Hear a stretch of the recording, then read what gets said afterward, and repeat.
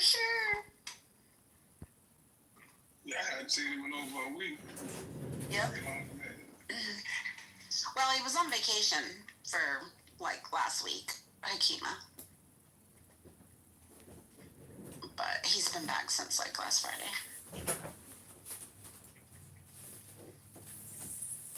Ooh.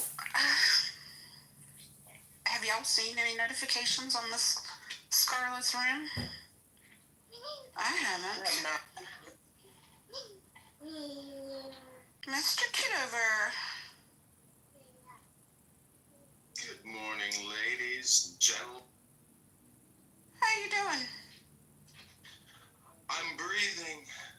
I am alive. Happy to hear it. Happy to hear it. Hey, what if Roger was a character of John Kitover? There was no Roger, he was just a character of John Kitover. How fascinating would that be? That'd be one hell of a twist, wouldn't it? Plot twist. What's interesting is, like, I'm not getting the negative feedback from doing a Roger impersonation by being Mojo. Well, because you're identifying as the character, not the person. Well, see, everybody gets conditioned by Mojo or by Roger. Everybody gets conditioned by... So what I'm saying is, obviously there's no such person as Mojo. Right. But I'm just saying that anybody could be a Mojo. Anybody could be Roger, you know, Roger Mayhem. Like, because it's not a real person. You stole my mojo, baby, yeah. Yeah, but like the new rules state, there's always the original. You can have a lot of imitators. That's right. Everybody knows that voice is the Mojo / Roger Mayhem Yeah. persona. Often imitated, never duplicated. Allow myself to introduce myself. Bader, I wish you would come up and say hi. Oh.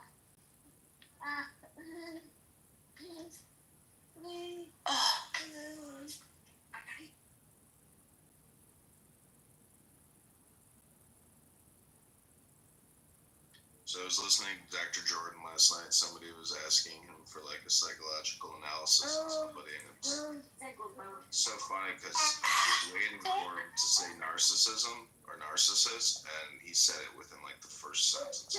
That's actually, you know, I told you I had a question I wanted to ask Dr. J. I wanted to ask him about narcissistic love bombing. It's been on my list for a while, and I wanted to ask last night, but it really wasn't topical to what they were discussing, so I kept it to myself. But I wanted to hear his expertise on narcissistic love bombing. I would like to hear it too, because that whole love bombing thing is interesting. I would love to hear Dr. Jordan talk about it. If it's the same or not. I sent him an invite, but I don't know. He might not be able to come up right now. He's probably in the gym right now, more than likely, knowing Dr. Jordan. Yeah, he was on late last night. But it's out there, Dr. J. When you get a minute, I would love to hear your expertise on the topic.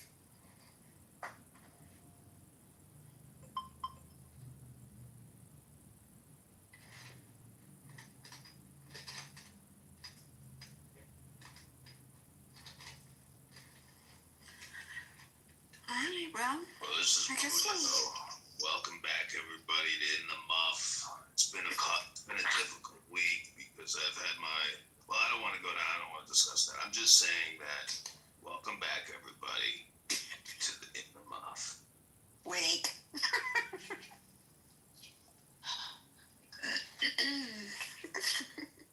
Hey, John, you do a better point than you do a Robert. Yeah, your point is on point. Yeah, that would be funny to create a point account, like a cartoon account. I also think these baby accounts are very funny, like Baby Pepe, Baby Monica, Baby JB. Yeah. Like, baby accounts are very funny. Yeah, and I've seen them in the room at the same time. I think it's a couple people actually playing on the whole.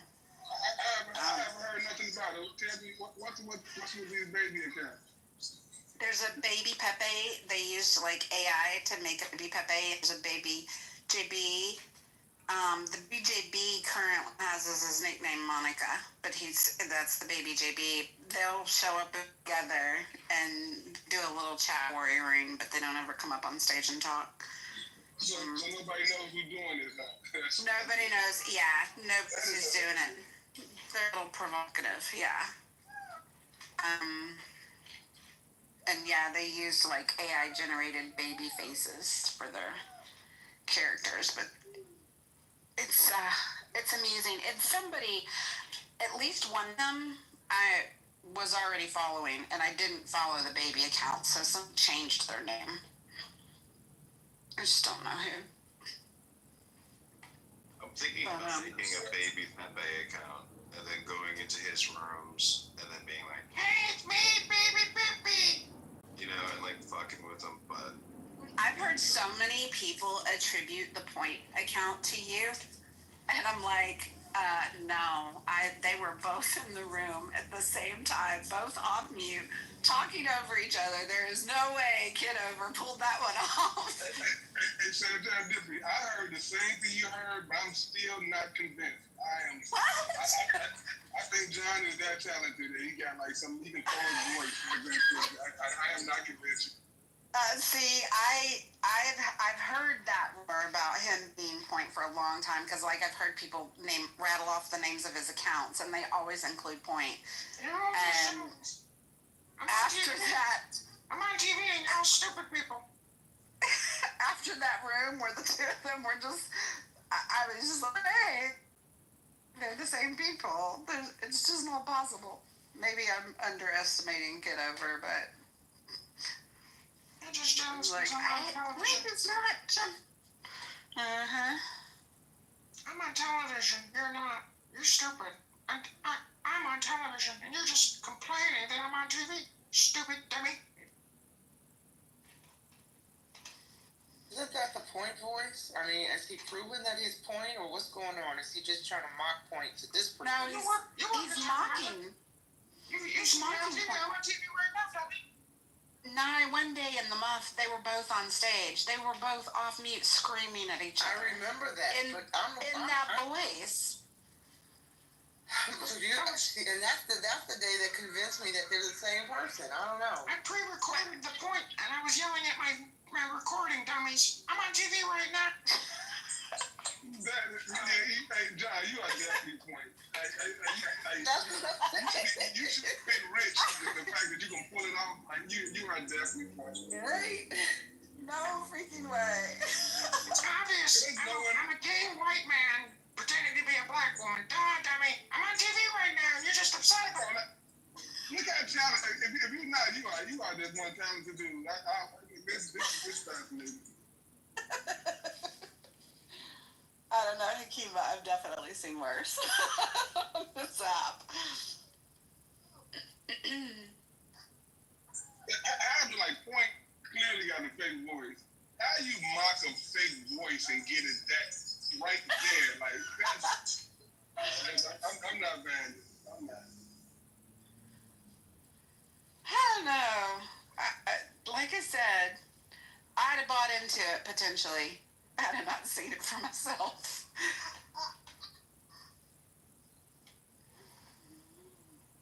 I think he got pre-recorded this stuff in the other voice so they can talk at the same time. That's my conspiracy. He got pre-recorded statement in Quinn's voice. Yes. I don't know if you've ever, like, I've been in a room where somebody thought they were being a sneaky squirrel and streaming it elsewhere. And, like, when you have two phones within a reasonable proximity and they're both off mute, you get this atrocious feedback. Like, this ringing, this ear-piercing ringing. I bet John has to figure that out. I bet he's figured that problem out. Yeah. Yeah, you just mute up. You don't let it Make an audio circuit. Let's go. Maybe. Maybe he's a psychotic genius, Akima. Yes, and that proves that he should be congressman because he's definitely a genius. And we need a genius in the fucking in Congress. We're gonna have We like 435 members short at this point. I'm gonna have Point call Congressman LaHood's office and complain about his AIPAC money in Israel, and then we'll create a room and say, Point calls Congressman LaHood. That would be hilarious. Committing genocide, you big dummy. I love it. Why'd you click all that AIPAC money? Why do you have to commit genocide, you big stupid dummy? Now come on, Sarah, you can be for real. That's the point. Be for real. I don't know. I'm having a hard time with the technical difficulties. If I had, Kima, I would be right there with you if I hadn't seen it live. I saw it live, and I still believe it. I would bet anything that he can change his PTR and go into politically correct. They would never know. I would bet on that.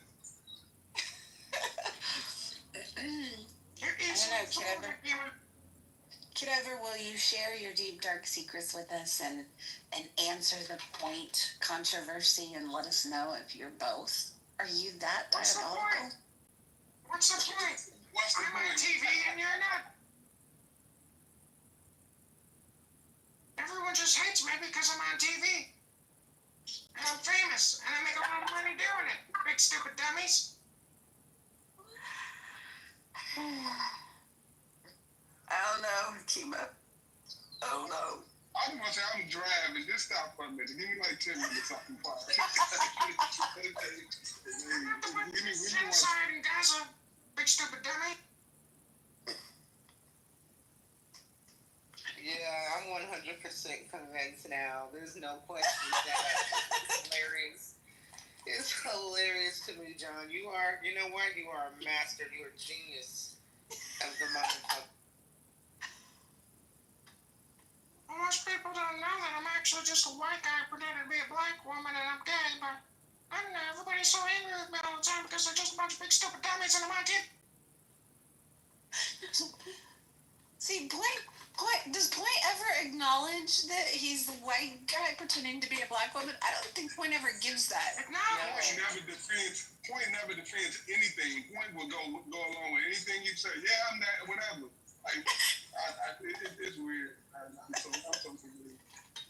I'm in tears right now. I can't even see it. I understand. Yeah, Point is a character. He called me broke one day and said, he's like, you're broke and you don't wanna listen to my stocks. I was like, what the fuck? We wasn't even talking, and he went in there and went off on everybody. I'm convinced that's Point talking though. I think he got a burner phone. Well, Kitover, you got them all convinced.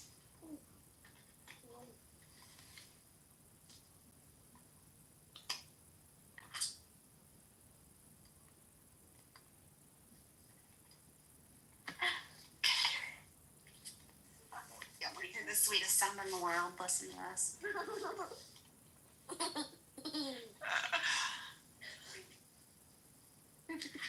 Well, before I created Point, there was Tiffany Sotheby. Tiffany Sotheby was the star of Clownhouse for 2 weeks.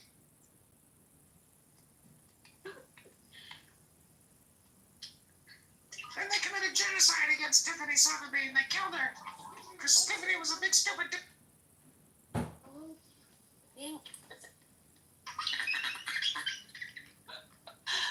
Oh my goodness. Tiffany, in the muff is shadow band. Huh? It's shadow band. For what? What happened here? Because of Muffin in the title? No, I don't know. Let me see. I see it in the hallway.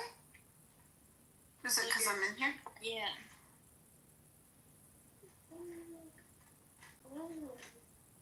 Let me see. Hold on. Yeah, I have to type in the muff to search for the room, and then when I see the live room, I click it. Oh wow.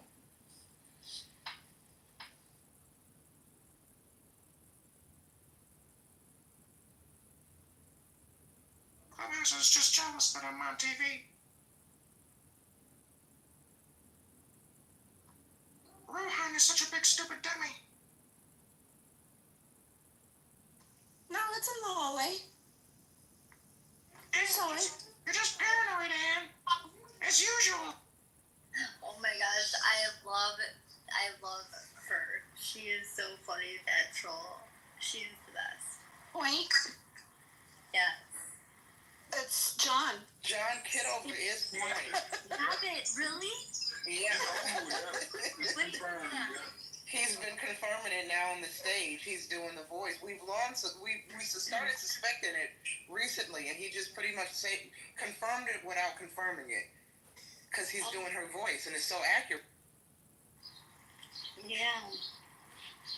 Wow. Go ahead and give John his flowers. Yes. I don't know who's better, him or Travis. Travis was That's his characters were next level. Yeah, Oh my gosh. Travis was so good. really good. Yep. Love them. And he never waffled. Like, he never broke character. He didn't. I liked when he had like multiple characters on stage and would be arguing with each other. Yes. In one of our, in one of our Don't Shoot the Messenger rooms one night, he came in as Judy, and one of the questions was, can you rap? And as Judy sang a whole rap song on stage, it was fucking hysterical. I'm sorry. I don't think I've ever laughed so hard. Oh my gosh, derisive. Yeah. Yay.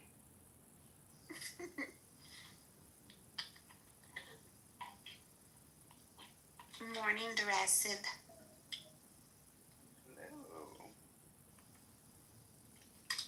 We were just talking about Travis's characters. Travis? Oh, Travis the gay guy? Yeah. Oh, yeah.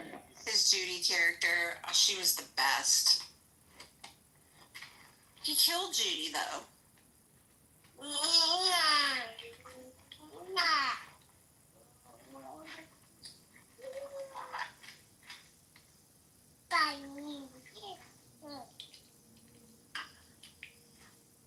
What are you doing today, derisive? I'm getting a headache this morning. I'm going to get coffee. It's beautiful. It's like 72. I'm trying to spend the day outside. Yeah, it's really pretty here today, too. I don't think we're quite that low, but I don't think we're going to get much over 80. And you missed Mojo. Mojo came in this morning. Good. What the heck? And you nipped out again? Just wanted to come over to compliment how beautiful your ladies are.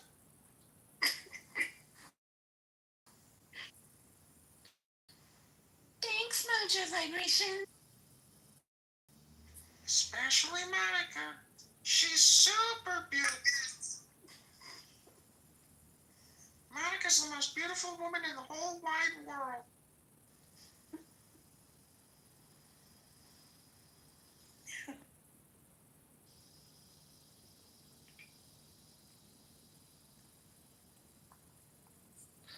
When God created the rose in the Garden of Eden, he was thinking of Monica. Is that right? Well, maybe the thorns part. Not too much on mine now. I mean the flower. The red That's fertilizer. right. Those beautiful little petals. I brought up yesterday in the room that Hakeem donated to the campaign to elect Kitover so he could kick Monica to the goo, and that upset a lot of people. Tell him to get over it. That room was so funny. I was not expecting her hyperbolic. He touched me. He touched me. Don't touch me. That was the best. That was one of the best clubhouse moments. Definitely. Oh my god, that was so funny. He touched me without my consent. It's very funny. Go ahead, John. It's very funny how a room, like somebody polarizing comes in, takes over the room, but then somebody else like inverts that person's, takeover. It's like Clubhouse. There's never a dull moment because it always flip-flops. Yeah. In most rooms, for sure.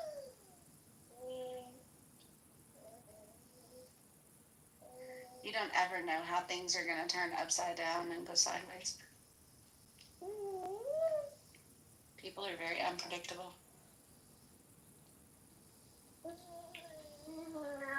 I don't know. I think now that we've been on the app for so long, that is too predictable now. Do you? Yeah. Like everyone does the same. I would say I'm not surprised, but I'm not surprised by a lot of the actions of a lot of the people, but the way that like the most obscure thing causes it to suddenly go sideways, I'm always like scratching my head like, really? This is what we're doing now? I don't know.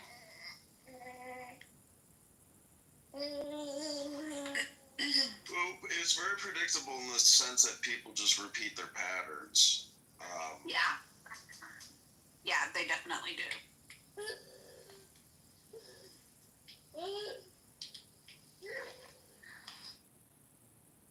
But it's, like you could go to Uncle Steve's atheist room right now and people make their little, like, Sunday morning soliloquies and they get their little 5 minutes of preaching. And, then a lot of people leave. That's what always kind of annoys me, if, like, Otis comes up, like, he'll get his 5 minutes and then he'll just leave. Like, he's not interested in hearing what other people have to say. People just want to get their injection of dopamine and then leave. Yeah. I never understood people to do that. I see people do that in another room. They'll come in, say what they gotta say, and just leave. Like what kind of empty person are you that you just want to just spew your shit and don't want to hear nothing else somebody got to say? Then do it day after day and think the shit is okay. Like nobody, you don't want to hear what I got to say. I don't want to hear the fuck you got to say. That shit is just weird. Yeah, another one that's really good at that is Diogenes. He likes to get up on stage, be very theatrical, hyperbolic, and then bounce. That's why I get irritated, because he tends to grandstand, and after 15 minutes of listening to him, as soon as anybody wants to say anything, he's gone. It's like, why do I have to subject myself to 15 minutes of listening to this shit? It is a recital. Yeah. Just if you realize that someone already knows, then you can't tell them.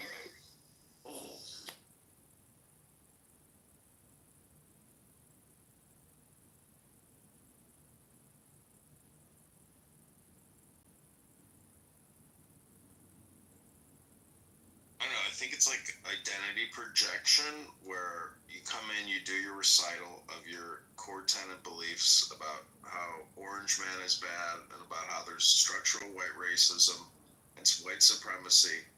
I mean, this is the recital and there's a lot more involved, and then, thank you, I am complete. And then you leave, it's like, what was the point of that? Like, nobody's even capturing what you're saying. And I mean, people just repeat the same thing every time. So, Yeah.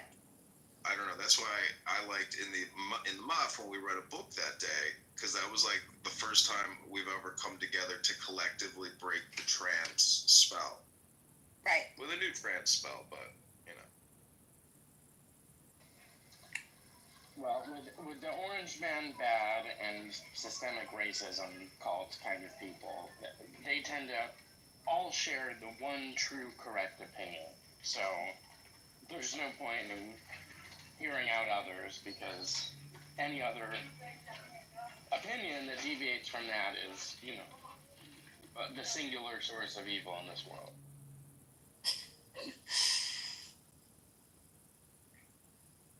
For the record, both those things are true. The orange man is bad, and there is systemic racism. But the people that believe that are not the only kind of people that do that. That do what we're talking about. People across the spectrum do that same shit.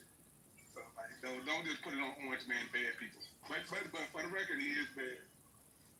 Oh my goodness. Well, that's a valid point, because it's gotten worse than ever in the sense that there's orange man bad people, and then there's Trump is the singular and unique source of all evil, every issue in this world, no matter how seemingly disparate or unrelated. That has increased in the last 6 months, I would say. Well, I'm not so sure. I hear Obama bad, even though he's been out of office for a decade. I still hear the Biden did this, and you still hear that. So like, don't act like it's just. Well, we heard for 4 years that Biden is dying, and he's this, and Biden fucked up this, and people still do it. Trump still do it to this day. That's some shit go wrong. You gotta blame that shit on Biden or Obama. He still does it today. So for a regular person to do it, I don't see why you're shocked when he does it himself. Well, we weren't wrong. Joe Biden is dying. All the claims that we made as Republicans, and y'all call us conspiracy theorists, all those things have come to be true. So No, what we're trying. Biden is dying. What we're trying to point out. He's 163 years old. What we're trying to point out is that people repeat their pattern. And so we're kind of doing the pattern dance again. What I'm trying to say is, if I was a gay black man and, I came out here and I did my recital, my point is, like, how do you break the spam? Because it's just repetition. Nobody wants a duplicate. You break it by actually talking about it, opposed to like everybody do the whataboutism. Like, if I say something about Trump, what about Biden, or vice versa? Like, so we never get to the actual issue, because we're always going back and forth. So like, unless people like, there's genuine conversations don't really exist. There's always people trying to win the argument. When everybody trying to win, opposed to actually come to a conclusion, we always gonna get stuck in the same place.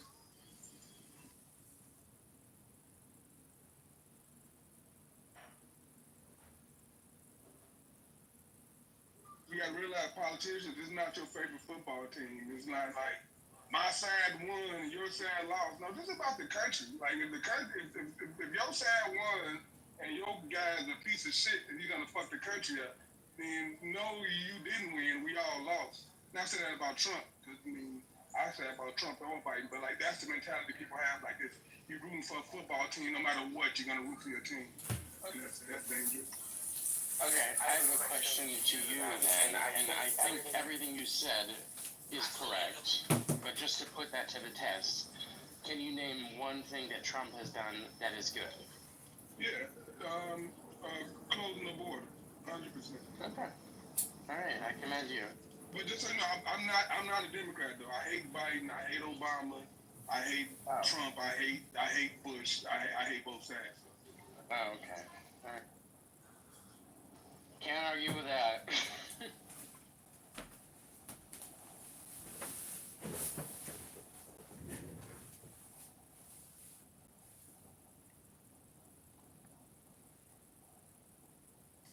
What's next? Let's solve the world's problems. In 5 minutes. Narcissism, right? In 5 minutes. one at a time. Few people call me, but Narcissistic when love they bombing do, all I over them. engage with them if they want to. I'm not afraid. You might get in trouble with that title. Right? You gonna get pulled into the nonsense. I didn't put that title in there. Oh, You well, asked me, are you a robot? I said, But I am "What is top robot?" left.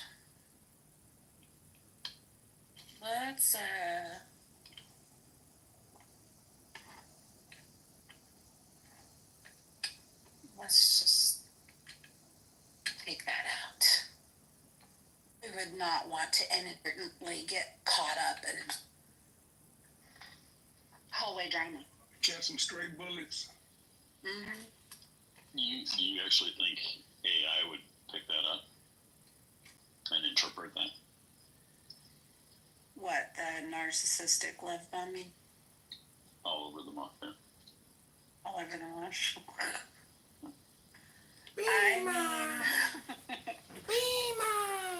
Bima is here. I don't even think 7/8 of the Clubhouse audience would be able to pick that up and understand it. Clown house. That's what I meant. Let's just, there we go.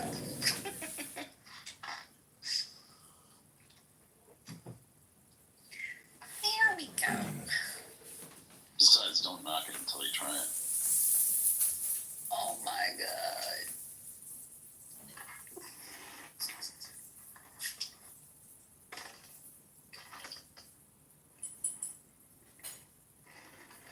I mean, we're in the muff. Hakima just said he's not liberal, though.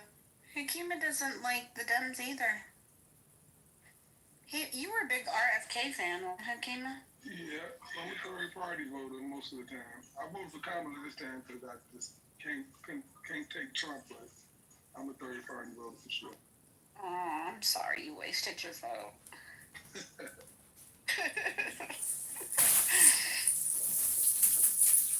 Me and 70-some million others, so it's all good. Right.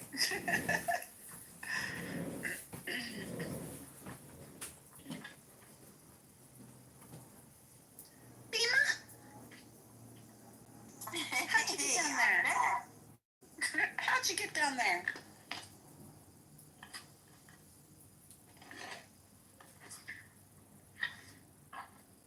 I mean, this room's really winding down.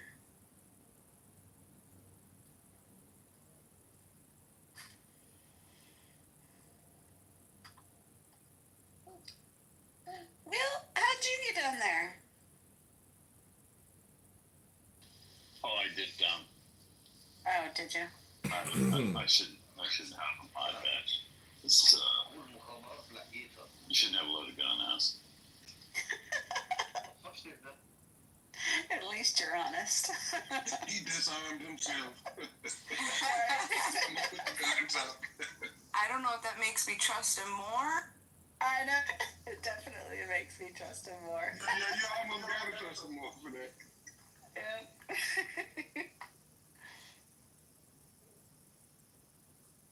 Don't trust people on Clubhouse, y'all.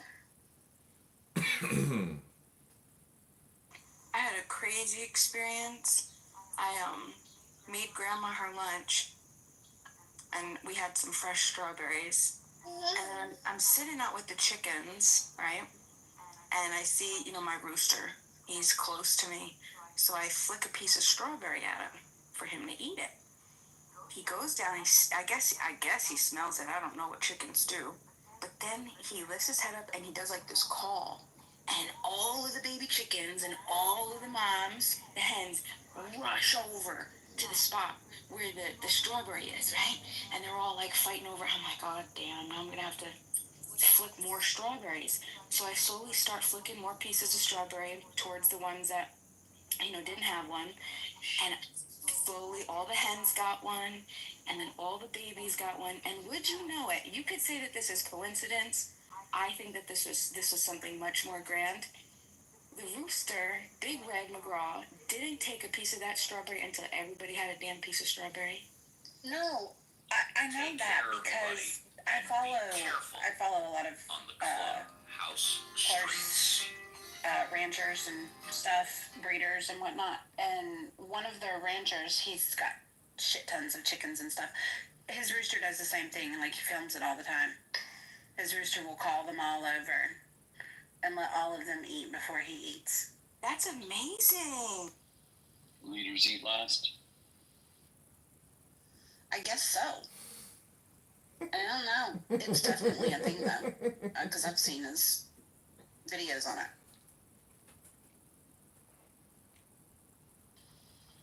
Yeah, it's typical rooster behavior. I guess taking care of his flock or whatever. He takes his role seriously. Right? We need more men to do that.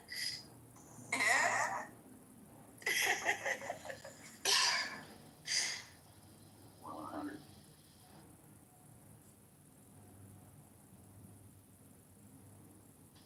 We need more beamers in the world. Looking strawberry. Yeah.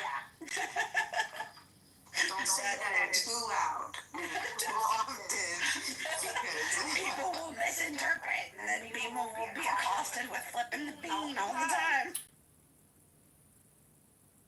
despite popular belief, I'm actually pretty hated.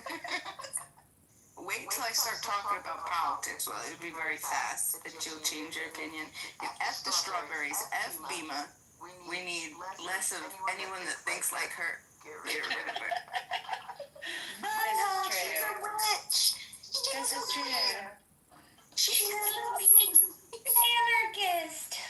She turned me into a newt. Beamer, you have no question marks other than the crypto one. But we can work you through that. See, I'm very strategic. You know, I was a cypherpunk, so I got into crypto because I was first introduced to it at the New Hampshire Pork Fest, like a long time ago. And I mean, I gotta tell you, yeah, like a long time ago. That's pretty legit. There's some legitimacy in that statement. Yeah, and it was just people, you know, I didn't get into it for the money. I got into it for the utility, you know, of like government, I mean, you know, voluntarist and anarchist. So you could only see how that aligns with my philosophical worldview. And then, you know, the meme coin started, and that's interesting, but you can, you know, and it's difficult. It's a hard place to navigate. Not to take the muff in this direction, but I do have a serious question. Are you strategic enough that you are adjacent to the belly buttons of these coins that are going to do the rug pull? Like, are you close to the information so you're part of, like, you know when to sell and when to exit, when to buy? No, I'm a super snob. I'm a super snob. I have people in very high places that know how to read. And when I say high places, I mean they just know how to understand code and white paper. We go through, like, I'm kind of like the exposer. I'll tell you, you know, like if you were to ask me, oh, what should I invest in, Bima, because you do so good. My first thing will say, I'll tell you, if you ask anybody that and they tell you what coin to invest in, don't trust them. Just walk away. There has to be a bunch of questions that need to be asked before anything like that. I'm not going to give you an answer. You know what I mean? You got to do your research.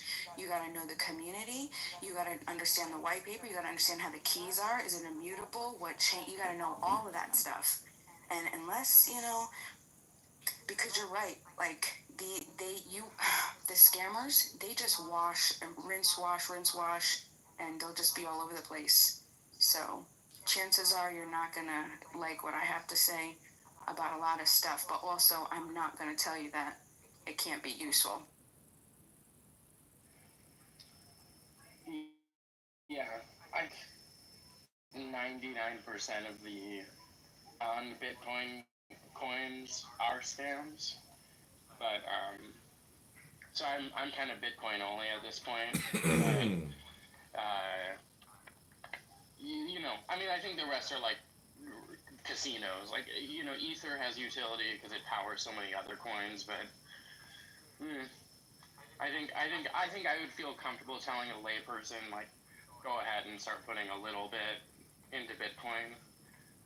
But anything else, I would almost say, yeah, do thousands of hours of research before you delve into any.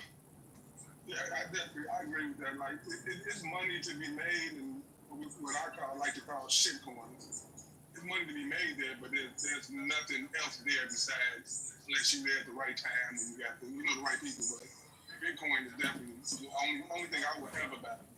I'm not even going to try to learn or understand how. I would not say how. I wouldn't waste time buying shit for nothing. I don't care. I don't like the thought of it.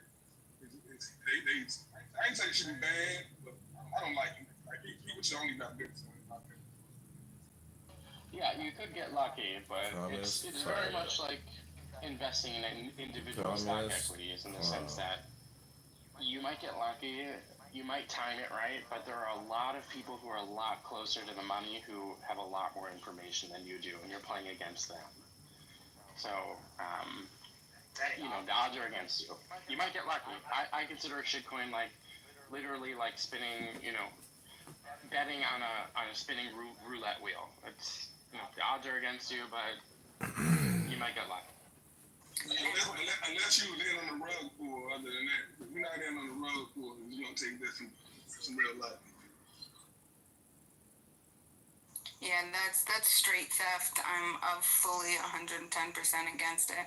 So any type of theft, I mean, that's just insane. But the 1,000-hour thing, that's not even a joke. Like, that's some real stuff, Once you start to get into the community and the crypto community, and then you understand the cycles, and then you understand the communities, there'll be players. There are people that dedicate their entire lives, like I'm talking 8-12 hours a day, just reading, the blockchain to determine, where who are the whales, where is the money flowing going, because everything's, public.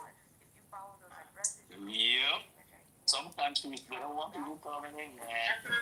That's what I'm saying. So should that be streamlined, or you think it's okay to continue? I think it should be streamlined because there are times when the military we had to intervene. Not really intervene, but put in a request for our military members because they got married to their spouses were from a foreign country. And if that stuff was taking too long, we had a military liaison would have to go down to the embassy and try to say, hey, what's the holdup here? This guy's about to yes, and he's married and he can't take his wife with him, blah, blah, blah, blah. Yeah, and that happened to a troop of mine who got married to a Russian in South Korea. They said he was a spy. It was kind of funny. Everyone was saying he got married to a spy. Isn't that what they tried to do with the border bill? They wanted to allocate more funds to get more judges, to get more, more services to get, because it was a Biden deal. So the bipartisan bill, right? The bipartisan bill that they tried to pass. That Trump tank. Yeah, that Trump tank. Yes, that is true. That's one of the main things, and it was to increase the amount of immigration judges because there's not enough of them. I mean, more judges is less time in the system, right?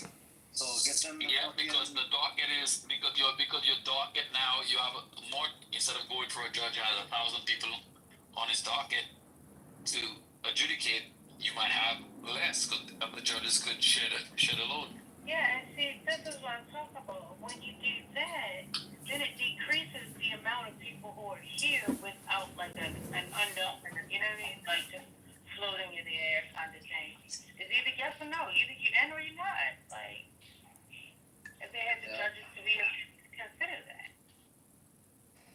Now they got like long ass wait periods, like months at a time before their next appointment.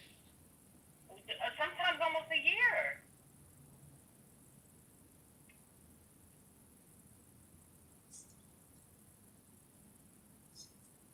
Because it keeps getting postponed.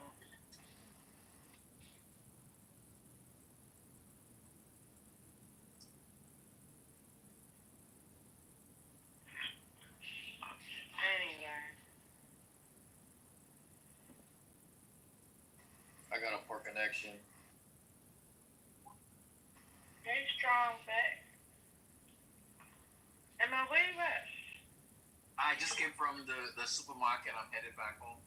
Oh, what are you getting ready to fix? My wife sent me to get a whole bunch of cheeses.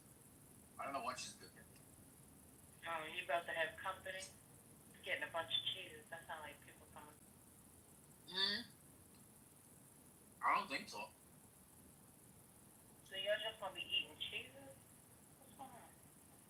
She might be cooking something. Y'all got the charcuterie board. Exactly.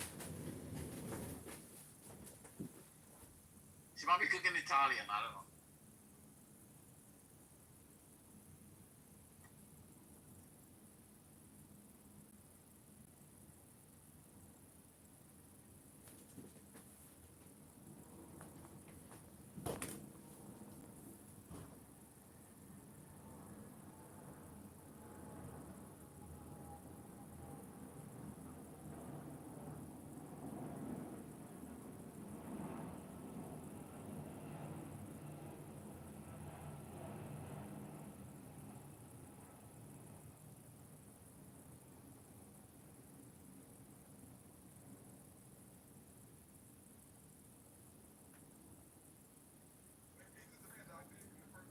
Once he said his first question, I saw where he was going with it in the first 2 seconds.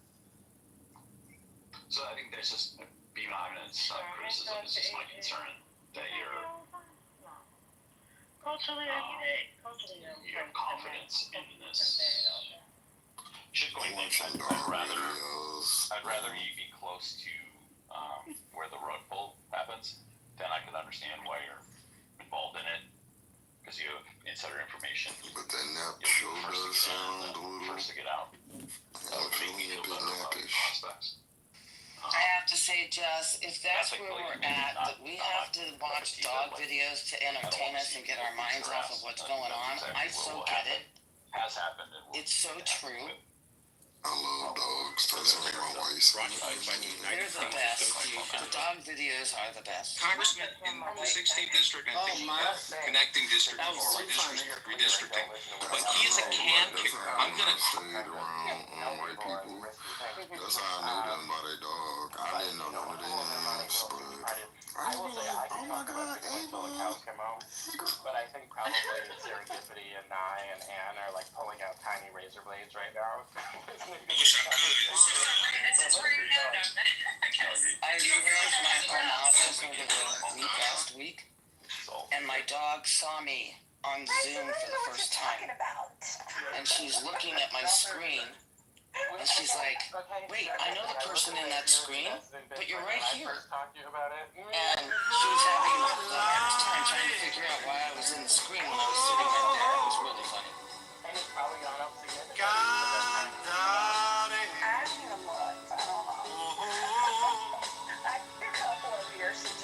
Let's fly way up to the clouds. Oh, I guarantee you that it's up significant.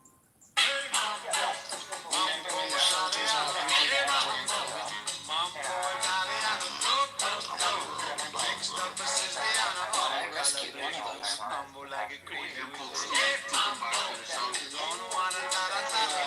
Jumped in the desert in 2022. So, yeah, they left her out in the middle of the desert. It is up 900,000% since its I know you're trying to be inherent. and there's nobody setting it off like it's no matter what happens, there's no breaks. And this is what we got. In actual time, it's been running longer than the stock market. In actual time, even though it's younger, but it's been running non-stop longer than the stock market. Cross. Surprises me about it is they always positioned Bitcoin and gold and cryptocurrency as being a hedge against the dollar and stock equities and other types of. Oh my God, you still talking about that? I do. I got so big time. it should be a mirror image when the stock market is up. Bitcoin should What, go down. can you post Yeah, but it's. What? Can you post your Instagram? They tend to move up Stop and acting down with other markets at the same time. And, you know, I feel like eventually that Let me see. No, it's not. I'll put it Oh, in my no. profile. It's not. Yeah. Oh, you can only put it, you got a plus. That's crazy. No, you don't even. You better stop acting up. They owe us money. I'm allowed to bitch and complain about that. Not they owe you money when I found out you didn't even vote. That's crazy. You know how much they fucking. I voted before. They ain't fucking taking my time every. But your ass didn't vote this carry time. from one season But to you. another one. What you think? You vote, and that shit is a nice vote. Only one time carries forward. If it matters, I'm a vote. I ain't voting in a rigged poker game. Well, it matters right now. I feel like it's gonna matter. But everybody that thinks like you, that's the reason we fucking lost. I disagree. Oh, my vote don't matter.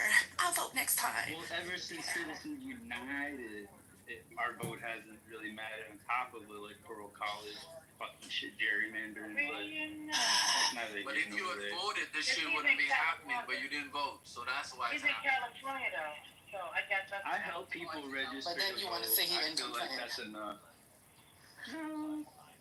No, I don't. I want to go outside. I want to march. Does your family live in Cali too? Yeah, no, one does. My father lives in Vegas, but. And what is Vegas, blue or red? That's a good question. The research, but I mean, ultimately, and I feel irresponsible saying. I'm not gonna say. I'll just tell you this. Once you get into crypto and you understand and you understand how to navigate it, there's so much money to be made, and you can say like, oh yeah, BMO, well you got lucky, like lottery type stuff, and it's like, if I can repeat it, then I don't think it's a lottery, but it's the knowledge that you had to find and invest in. Like there are some incredible things. Listen, guys, and I don't want to say this irresponsibly, but you're forcing me to say, oh, a spider's on me. Oh, wow, hello. I don't like you, though, because you kind of look a little scary, so I have to blow it off. It's like a money printer. I'll tell you that. It is a money printer. And if you know how to invest and where to invest and how to, like, for example, staking or hodling, LPing, you do those things, you have this is the highest appreciating asset, and you will not be able to make that amount of money in Bitcoin with the same amount starting value. Not in Bitcoin, not in any other asset on the planet. So I feel that. Bima, can I exchange the amount of time that I spend recording Clubhouse for a new undiscovered cryptocurrency that has 100x capability? I rather not, but. Well, have you heard of Sourcecoin? Because that's the biggest crypto coin I'm investing in. Not many people know that Sourcecoin was the forerunner to Bitcoin. It's the primary central coin that the first crypto community ever created. It's called Sourcecoin. It trades at $1. But I'm sure it can go to $1 million a coin because it's the source of all coins. Have you heard of Sourcecoin, Bima? Never heard of it. Well, I'm not pitching you on Sourcecoin, nor do I think maybe you should be an investor. I don't know if you're qualified, but Sourcecoin is the original cryptocurrency coin created in 1994 by a team of MIT engineers who have exclusively held this cryptocurrency in reserve for moments like today when crypto is finally becoming the dominant form of financial exchange as opposed to dollars. So if you want more information on Sourcecoin, just go to my profile and click my YouTube link and click subscribe. So is it its own blockchain? Like what are you talking about? What blockchain is it on? Not only is it its own blockchain, it's technically considered the blockchain or the source of all blockchains. Very interesting. How do you spell that? Source, Source, coin. Yeah, I've never heard of that. You never heard of Sourcecoin? Oh my gosh! And you Never. call Never yourself a heard of crypto expert? I can't believe you haven't heard of it. Sourcecoin. Never heard of it. Is there another name for it? No, it's been going by Sourcecoin for like 29 years now. What's the ticker symbol? Source, SRCE. Can't believe you haven't heard of Sourcecoin. Jeez. It's got like a $300 billion market cap. You never heard of Sourcecoin? Source. You guys don't. I can't believe it. I guess maybe I don't spend enough time in the Bitcoin rooms anymore. Never, ever, ever heard of it. Any developers? What's it like a developer's name? Do you have any name drops? He's putting us on it. He's putting us on. The SRCE is not even listed on CoinGecko. That's just not true. $300 billion market cap. Satoshi, they say Satoshi was one of the original developers, but he dropped out and went to form Bitcoin. But Sourcecoin was the original. Nobody can say that because they don't know who he is. Or somebody making a statement that Satoshi was part of something. It's just.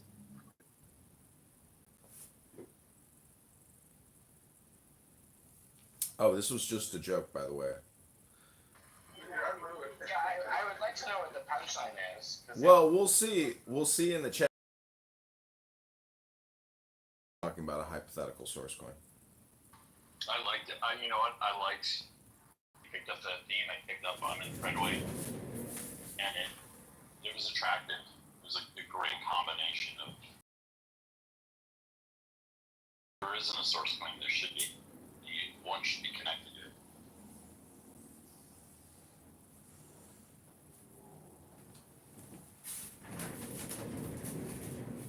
You're a bunch of Bitcoin geeks.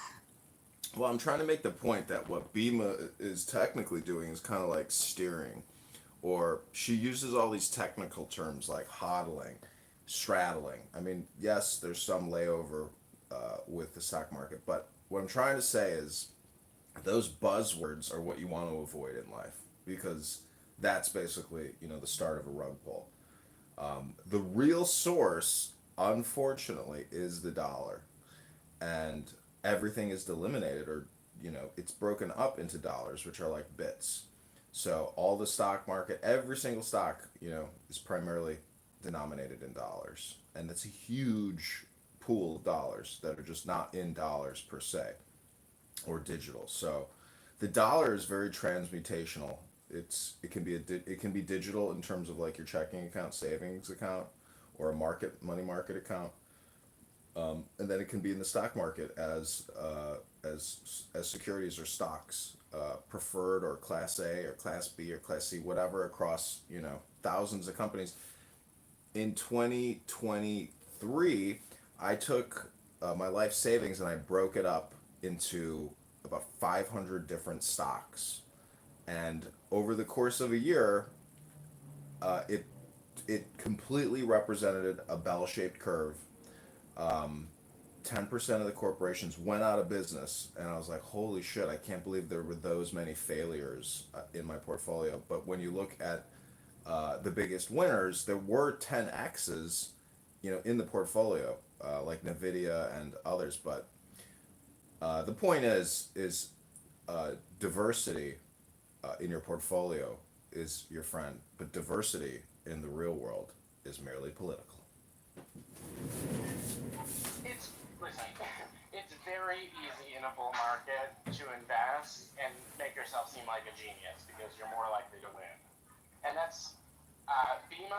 I just met you today, and you seem fascinating and interesting, and you seem like you know what you're talking about. But I wonder if there's a little bit of that going on with investing in random cryptocurrency coins, because there's a lot of that in that community, and I don't suspect that that's you again. But there's a lot of investing in a bull market and then seeming like a genius afterward, and they don't really talk about what happens during the 2 bear market years. Yeah, I mean, Bima, when you look at the index of all these shit coins, to me, it's unbelievable that there's that much market cap out there, but it's probably not like authentic because there's maybe not that much liquidity.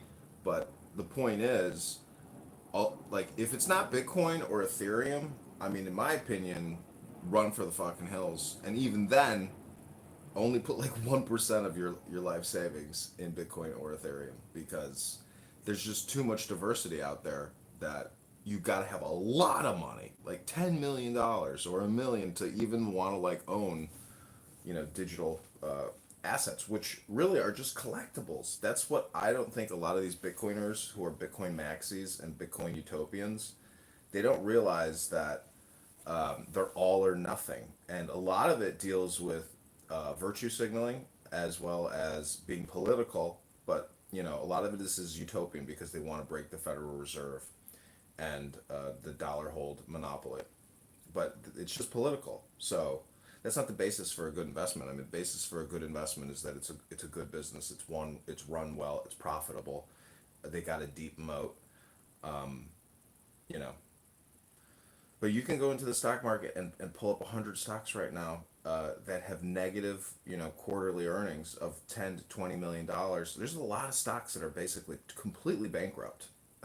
So, and they still are they never seem to fall because they got cash flow coming in, like these real estate investment trusts. How they keep that Ponzi scheme going is basically, it's like negative erosion. All these analysts just sit there and say, "Oh, okay." They do all this REIT analysis, and there's just REIT people that all they do is analysis on REIT, which is like what you said with crypto. People who are just hyper focused on that ledger, looking at it nonstop. It becomes an addiction, aka a hypnosis or a trance. And so once you're able to disengage from the stock market, it's the same thing. Clubhouse is like an audio social version of somebody who has to go to work and look at the stock market and do analysis all day and rearrange the portfolio and constantly optimize. So I hope that makes sense. It's up to you to choose how you want to spend your time, optimizing whatever it is that you're trying to optimize. Yeah, I think for people that are like listening into this and they just want to make like a quick buck, and it's just like, yeah, I want to make some money. I would say, yeah. You're probably better off in some S&P or investing in something like that. But Well, you gotta have money. You gotta have money prior. What I'm talking about is the bigger game is, how do I make money with no money? Because the truth is, more money has been made with no money than money has been made with money. So just filming casual conversations on Clubhouse, posting them to YouTube, and then monetizing your YouTube account, and that type of value creation, because that doesn't take much investment to actually do. Anyways, I'm just saying, if you can find little hacks, you can make money in the publishing industry, or, it's arbitrage as well. Publishers and advertisers. The goal shouldn't be to make more money. The goal is to make more Bitcoin. That's my goal. I get about $1. Bitcoin gonna be here long past $1. So it's not about making that dollar. It's about finding ways to, I guess, make dollars, but you turn them dollars to Bitcoin. Yeah. I have no intention in going back to dollars on my Bitcoin. I mean, I could create like a marketing campaign and call it BitcoinHypnosis.com or something, and basically get people to give or donate Bitcoin, to this startup. I mean, that's kind of what Isaac Hayes does with Fanbase. But what I'm saying is, it doesn't matter. Like, it's basically what Wrigley said. If I had $1 million, I would spend $999,000 on advertising and a penny on the product. So that's, if you go to the Bitcoin room on Clubhouse right now, they're on here 7 days a week, 24 hours a day, and do their, and then the room simmers, and then so I'm just saying, it's your game. You choose what game you want to play, but there's a lot of games, and anybody who's just all one thing, it's very boring. Like, during Thanksgiving, you put it all in your mouth, and that's the best flavor outcome. Yeah, that's interesting. Put it all in your mouth. Put it in my mouth. Well, yeah, so, we are in the mouth. Like I said, I'm a super crypto snob. There's gonna have to be a lot of criteria met before I even take any money type of shit. So most of the time what happens is if you were to launch this whatever bullshit that you said, you're going to get all the people that are ignorant, that, you know, you're not going to get the real investors. You're not going to get the big heavy wheels because they're not going to invest in that type of shit. You know what I'm saying?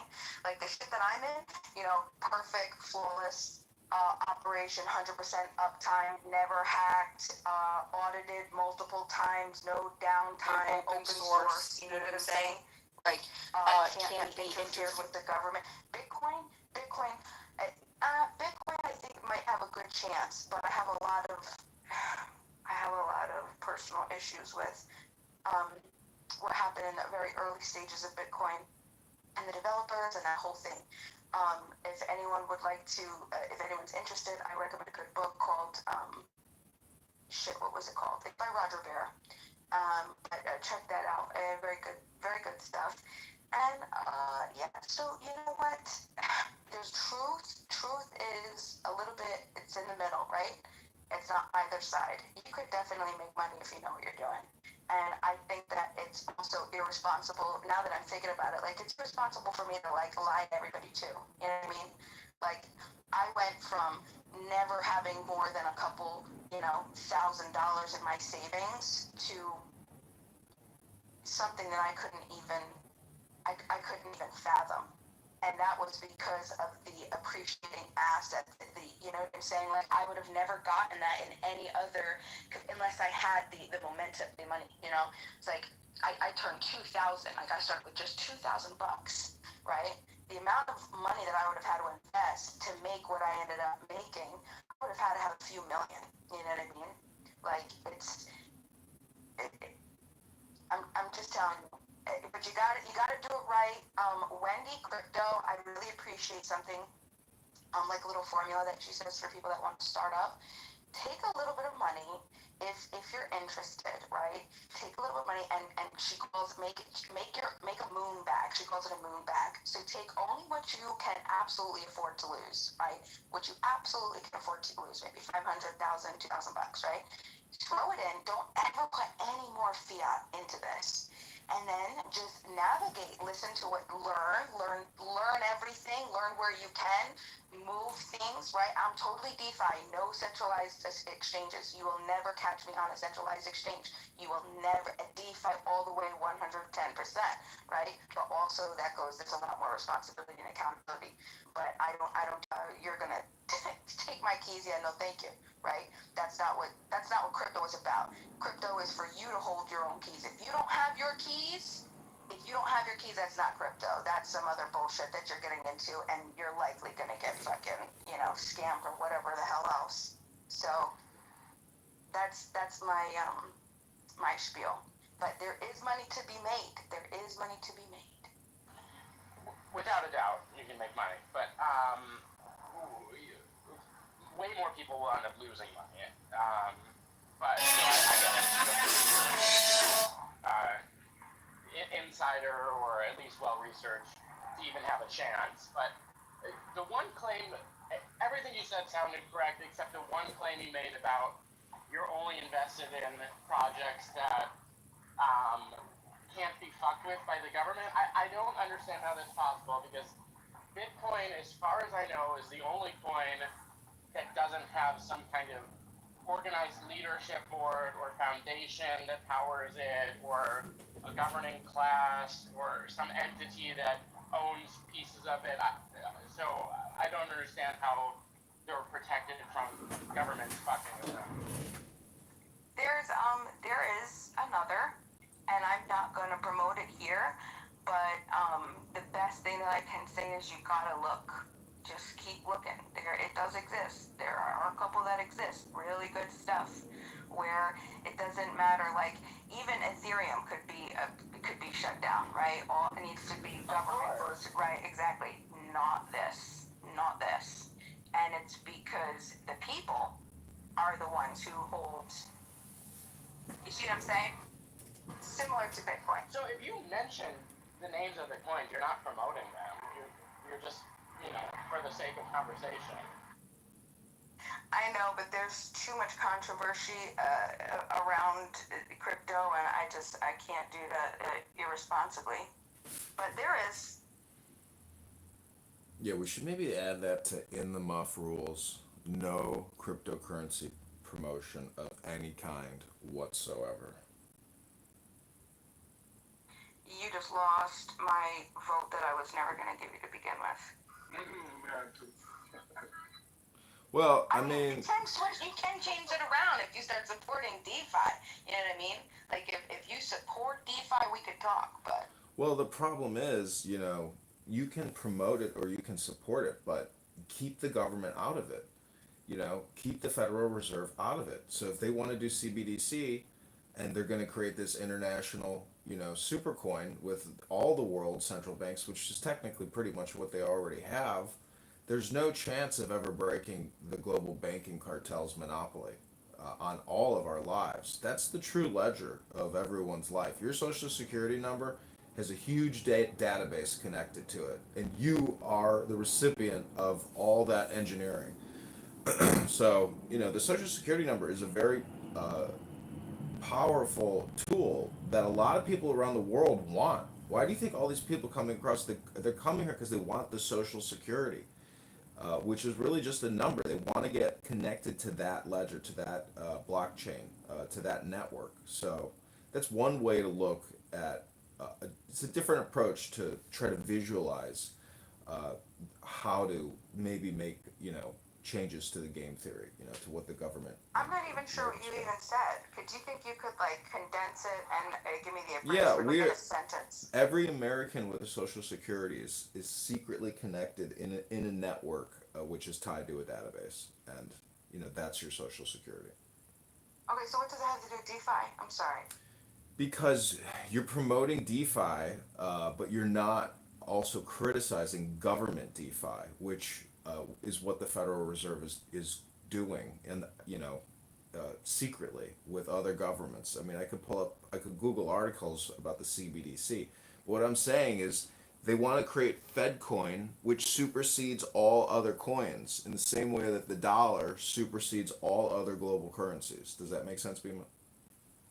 Yeah, I think you definitely do not spend enough time in cryptocurrency communities because I just got what you said, and that's exactly why that's what it is. Like, we absolutely 100%. Oh, there he goes again. 1:30. What is this? No, it's very outspoken. I mean, like the biggest names, and the Fed. Like, what are you talking about? Like, this is huge. This is how we. Of course we talk about it. Of course we talk about how the CBDCs, they're just hijacking, and it's not crypto, and it's dangerous, and it's yeah. You just have to get yourself in. You got an X account? You should go into X, follow some of the biggest crypto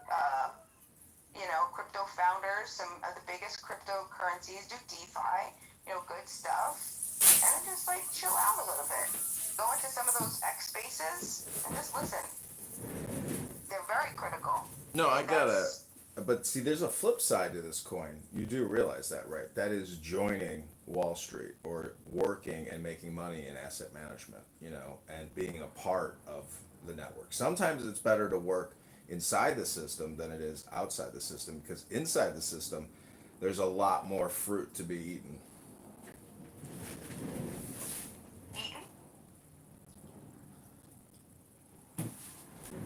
I'm so lost. I feel like you're talking in circles. No, I'm just saying. What he says 90% of the time. I'm just saying, no matter where you find yourself on the spectrum, you're always still in the muff.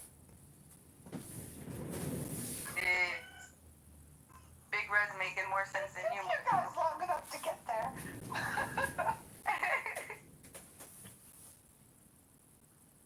I mean, I could eat a peach all day. Yeah. Does anybody know what movie that's from? That's a quote. Face Off. Nah. That's on Face Off, Pastor Troy. Damn, you even knew his name. Holy shit. Growing up, I had a milkman, and he would deliver us. No, excuse me, sorry, messed up. There was an Eggman. It was my father's. Okay, how do I explain this? So my father his dad had a guy named Frank, the milkman. Then Frank, the milkman, had a son named Frank, and then he did eggs. And then his son served my dad, and we had an eggman. This dude would pull up in the middle of the hood, okay? He was such a bad egg. Frank the eggman, boy. Frank the milkman? Or Frank the eggman.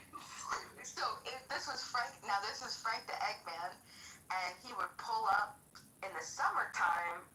If he wasn't giving us some double yolker, eggs, he was bringing all this fruit, the peaches, the cherries. Oh my gosh, it was so incredible. All that he grew up right on the farm. Yeah, that was pretty cool. Cracker Barrel is in progress. Oh, I'm sorry, Cracker Barrel. You want to get out of the country? I'm not going anywhere. What is that? I'm going to get Sean Archer. Monica's gonna With your help. Jacksonville. I saw one headline about that. Like, you summarize what the controversy is about that. Are you talking about the Cracker Barrel controversy? Oh, yeah. Yeah, they took the Cracker Barrel.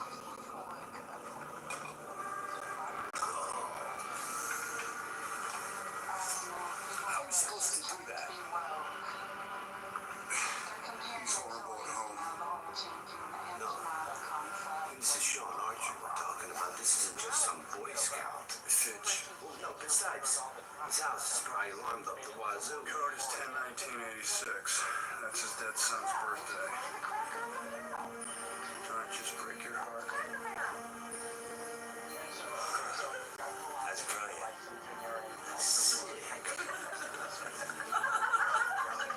How is it that you know so much about Sean Archer? I sleep with his wife.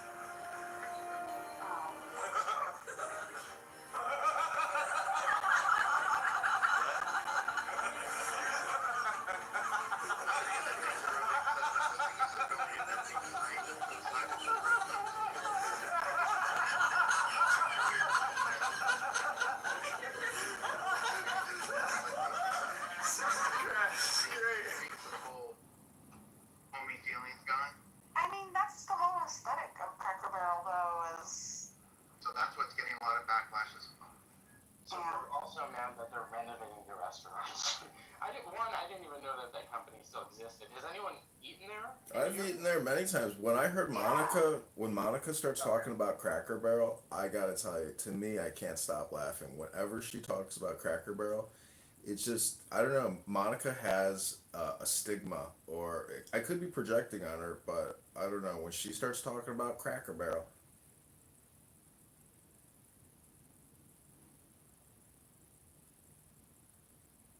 Like Moose down there. I want to go over there, but I'm scared.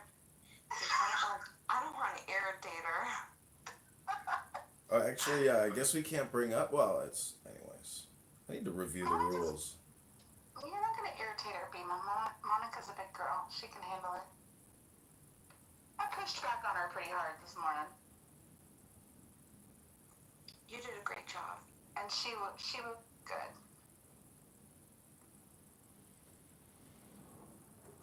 It sounds like she's on the fence for a minute. She's like, I love arguing with my friends, but I'm not saying we're going to stop being friends. I'm like, oh, she's fine. No, she wouldn't. The thing of it is, more often than not in private, that's where I tend to really push back on Monica and some of her things. Mostly because, like, I don't want to give the impression that, like, I don't know. I don't think it's good necessarily to, like, when I push back on some of her ideas and some of the things that she does, I don't want to embarrass her. I don't want her to think that, like, I don't support her as a person. But there are definitely things that she does sometimes that I have words to say about, and I respect her enough to handle it privately in most arenas. But I told her, I said, I don't want you to feel like I'm pushing on you. I said, but I might push back on you in public sometimes, just because I think you're being a little obtuse. and she doesn't care. Well, people can call what they do educational because they're playing some type of like academic clip, but then giggle about, a gaslight topic because they think they're being smart and they're secretly getting away with the gaslight. So it's a game people are playing, but I would submit what's actually happening is stirring the pot and it's not educational. You have to pick up a book and read it into your cell phone on this app if you want to make a room educational. Otherwise, it's stirring the pot, it's gossip, it's drama, it's gaslight, and that's the game. Clubhouse is a very unique app in that way because humans are so smart and we're so multivariable and our brains are so powerful. We find a way to secretly stir the pot. And I'm secretly stirring the pot right now by saying, don't stir the pot. See how that game works? I know. I mean, yesterday you created a room about no more doxing, and the room becomes like a conversation about. So that's like a dox soup you cooked up, and therefore you perpetuate what happened in previous rooms. No, I copied a room title. John. The final answer on doxing. So I copied that room title, and then I gave the final answer on doxing. This is what people take a long time to come around to. The medium is the message. This is what Clubhouse is. This is the medium of this app. And it's inevitable. It's a circular train, and it always comes back to this. And the crowd needs their bit of blood at regular intervals, and that will never change. Well, see, the medium is the message, but when you're not on Clownhouse, you're no longer working or connected to that medium, which is like saying you've chosen a different pastel or different medium. It's art. It comes down to the fact that most people don't realize it, but when you are here, you are creating art. Yeah, I uninstalled the app for 7 months, and then I slowly came back, and now I am back on it, and I know who hates who and why, and it's so fucking stupid and so inconsequential unless you're on this app all the time, and then it feels so weighty and palpable and irresistible also. Why do we do it? I refuse to keep track of who hates who. It's just too hard. I don't have the bandwidth for it. But if you do look up serendipity in the dictionary, the synonym is instigator, because that's what she is. She's an instigator. The biggest instigator in the app. Wow. And I thought you left me, Yosh. Hey, is the grind dead? I don't see it anymore. No, it's not dead. You just prefer to be in the muff. I just prefer to be in the muff. There's no better place to be. I think she is so well-rounded. I think you are probably one of the, if not the most well-rounded people on this app. You create such a nice, comfortable place to come and talk. Yeah. No, you really do. She's the most grounded person, female, on the app. Aw, listen to you guys giving me flowers. Y'all are so sweet. Yeah, we've known each other a long time now. We have. Yep. We have for sure. Yosh is also one of the good ones. And Bean is a pretty good gal too, and she gets out of her energy starting. Have you ever gone to an Acapulco? Oh, I know.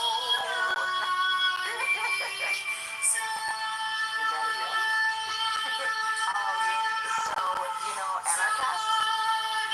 No. Do you know who runs Acapulco? The guy's name? I thought it changed a few times, because I saw, that documentary they did about it a few years ago. The HBO doc? Yeah, it was horrible. Okay. No, it made me want to go still, but, so, I mean, I haven't been, I'm not familiar with the portions of it, but it seems cool. producers, like the people, like that was like a 7 year, like I think it was 7 years. It was a really long. They were dedicated to it, but I gotta tell you, like there was so much drama, and I feel like that was in a way maybe what. I mean, you had to make a movie, you had to make something watchable, and it was just, I was like, oh no, please don't do this, don't do it. And then you pick specific people, but yeah, no. Well, tell everyone what it is, 'cause most people probably don't know. You don't mind. Anarcho Poco is. Hello, my name is George Deaver, and welcome to Politics on the Prairie. We have a great guest today. Dresses said the ultimate goal, but it's basically an annual meeting where Welcome anarchists to Politics all on the over Prairie, the world brought to you by the come United to States talk Association and of do Gun Owners. stuff and In the modern world, workshop the first defense. I mean, sing, song, eat, whole nine, and yeah, and not in the United States. I see another one, a lanternfly. These things are so fat. It's in Acapulco, Mexico. Hence the name. Anarchism mixed with Acapulco. So, Serendipity, if you wanted to do a clickbait title, you could say all of Clubhouse got doxxed, massive dox leak. Like, that would really stir the pot. Massive data leak. No, dox leak. You could say dox and data leak. But dox is an interesting word, a 3-letter word, which is new to the English language, I believe. Dox. Apparently, I have a clickbait title already. Oh, that's true. That hashtag is actually very much in the muff. Hey, I had a C to the word dog, so it's French. Have you been to any other quote unquote in the United States, like anarchist? No, I would like to. I haven't. I follow some of those online communities. Like I follow the New Hampshire Free State Project and Liberland in Europe and that kind of stuff. But I haven't actually physically been. I would like to. Very cool. Well, if you next year, if you decide, we should meet up. You should also take a look at Patrick Smith. Are you familiar with Patrick Smith? No, but I'll write it down. What about Larkin Rose? Mm-mm. What about Mark Passio? No, but I'm slightly getting more embarrassed as you keep going. No, it's okay. They're all different flavors. They're all going to offer you a different flavor. So, Patrick Smith is the choice. Bima, let me ask you a question. How do you think one can create the most value possible on Clown House for the limited amount of time that we all have here, for the rest of our lives? But how do you think somebody creates as much value as possible on this app? Well, that's embarrassing because what I want to say is exactly what I don't do.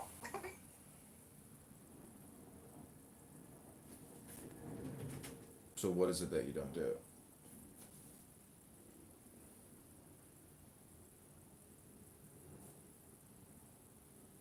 Bima. It's embarrassing. Go ahead, Bima. Tell everybody the truth. What is it that you don't do? I think I should listen more and talk less and offer information or quote unquote value. I don't think that first Bima, I don't think that first part works, listen more, talk less. I don't think that that's going to work either. You don't think that part works? No, because what you're doing is technically listening to yourself when other people are talking to you, meaning that if you're not reading a book, it's still a little bit like listening to yourself because there's no script. So I'm just saying the script is how you create the highest value. If you work in script writing or in film production, the script is, the charter or the document of communication that all of the actors are utilizing to create that value. So I think those same rules apply here on Clown House. But value is subjective. So people, it really depends on your purpose. Once you state your purpose, then we could talk about value creation. Because sometimes people just want to be, like I've been accused of being an attention seeker. Oh, you're just an attention seeker. I was like, yeah, I was in a very low state of my life, and I was trying to escape my mind, and that's exactly what I came on here to do, is to fucking, yes, absorb it, talk to me, get me out of my head. That's exactly what I want to do. And then there's also, like, you just want to learn. You want to talk to other people. That's a different type of, a goal or a purpose. So it really depends. Oh, she got out. It really depends on the purpose, ultimate purpose. So, Well, I mean, you read us the, Tao Te Ching, right? Tao Te Ching, right? So we went through that together. Well, the purpose. And I was thinking, like, what if we apply it to anything? Like, let's talk about, like, the application post. And I was surprised we never had that discussion. And I was disappointed because it was just like we read it and then that's it, right? But did everybody want to do that? No. People just want to do what the hell they want to do. Well, that's do what thou wilt shall be the whole of the law. That's a good rule, but I'm just saying that the question was how does one create the highest value utilizing this app?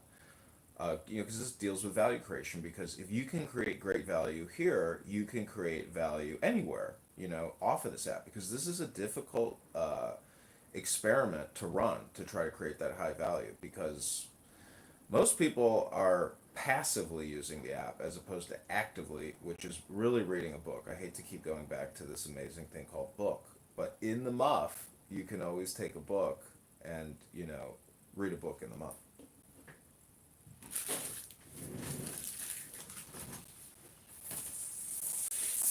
So you're saying that everything needs to be scripted like a radio show?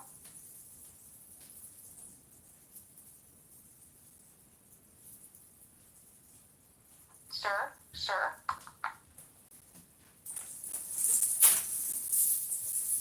Yeah, I would submit or suggest that people on Clubhouse spend as much time reading books and scripts as much as possible, because if you've been here 5 years, 4 years, 3 years, you've already heard every major speaker say their elevator pitch, which is their pattern, and they will keep making those patterns over and over and over again. Therefore, every conversation you hear, from now and into all the future, it's still always going to be the same pattern. So the only way. But you don't. You know what though? I don't mean to cut you off. I'm so sorry. I apologize. I do recognize that I did that. But listen, the thing is, it's just you're never gonna win, depending on what type of circles you're in. Perfect example is yesterday. I'm not gonna say any names, okay? But yesterday, a person had held a room, and a recorded. Wait, you can't bring drama in. You're breaking rule number 9, Bima. No, it's not drama. I'm giving you an example. Can I speak to your shift supervisor, Serendipity? Because in my opinion, you're about to break rule number 9. I just want a ruling. You're not a super mob. Okay. So, I'll try to rephrase it. So, I'll just get to the point, nit and gritty. Thank you for letting me rephrase this. I have read from books information which are deliberate rooms that are held specifically for education and sharing and rational discussion, Socratic dialogue. And I've read from a book and read out the information, and I get accused. All you do is read from a book. You don't, no thoughts of your. I mean, you just can't win. Yeah, that's what the Dhammapada says. You're damned if you do, you're damned if you don't. But what I'm saying is, reading a script is like putting more code into this conversation. And if you want to change the software, you have to put more code or script into the situation, which is you. So this is all just about self-development, personal improvement, finding peace, finding silence, stillness, strength, flexibility. Those types of positive linguistic words, which a lot of people on this app don't hear. All they hear is noise signal. I think though, then let's think about that, because then maybe that's an element that they're looking for. Because they could just go, I mean, like we have all of these other amazing websites for podcasts and audiobooks and YouTube. If they wanted something scripted, they would just go there. But they're coming here for real time discussion. They want to hear how real people are responding, their impromptu responses, how people think. It's different. So I would have to push back on that. I know, but what I'm saying is we're so patternistic because that's kind of what energy is in a way. It's a consistent repetition. So I'm just saying that unless people start using this app to read books, and or you don't follow rule number 9 and you bring in drama from old rooms, which is basically running our memory systems, you'll be back out of the now. And when you're out of the now, there's less joy, control, splendor, happiness, less of a foundation, and you're out of your kingdom. So I'm just saying that in the muff is the best place to be. That's hilarious. I love the last plug, absolutely. But here, let me ask you this, okay? Do you feel, you mentioned control, and you really push hard for this, and I'm not saying that it's right or wrong. I'm just curious about your feeling for the need to push this. Like, what is it doing for you?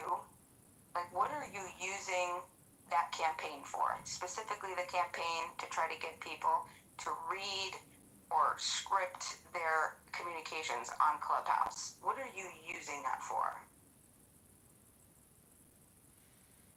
Well, this is really just a conference call, so it's just free void, but we have made it into a game because we are such social creatures. And if you're hyper social, you should also be hyper political because Marcus Aurelius says, "Be social, be political." I don't think I really got an answer.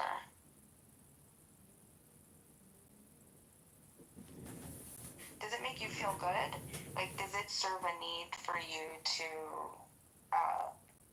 promote this campaign? Like, what does it do for you in your mind?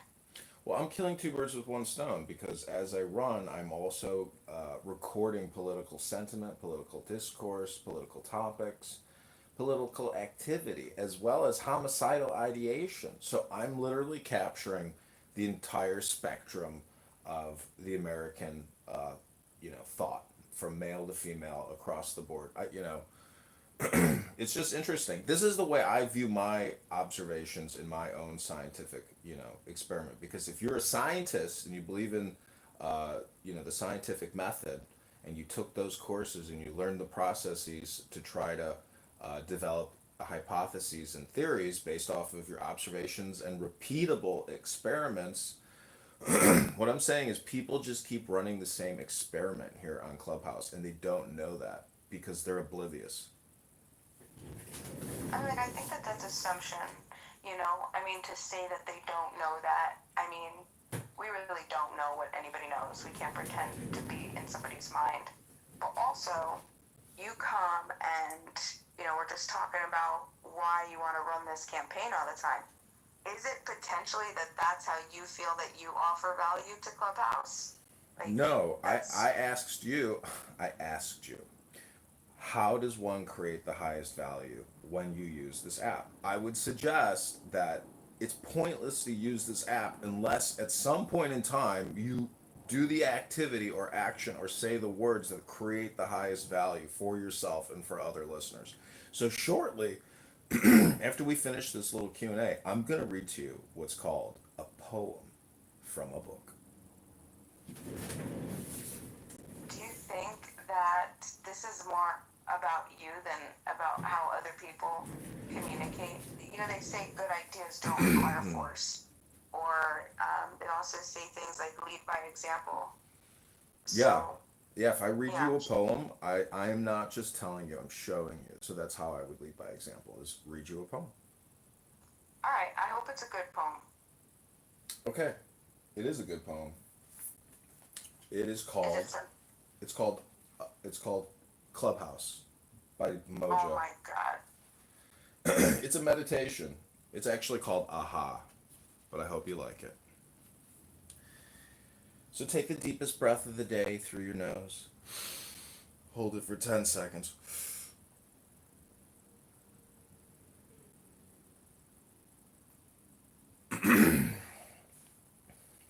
There are 7 keys to the great gate. Being 8 and 1 and 1 and 8. First, let the body of thee be still, bound by the cerements of will. Corpse rigid, thus thou mayst abort the fidget babes that tease the thought. Next, let the breath rhythm be low, easy, regular, and slow, so that thy being be in tune with the great sea's pacific swoon. Third, let thy life be pure and calm, swayed softly as a windless palm. Fourth, let the will to live be bound to the one love of the profound. Fifth, let the thought divinely free from sense observe its entity. Watch every thought that springs. Enhance, hour after hour, thy vigilance. Intense and keen, turned inward, miss no atom of analysis. Sixth, on one thought securely pinned, still every whisper of the wind. So like a flame, straight and unstirred, burn up thy being in one word.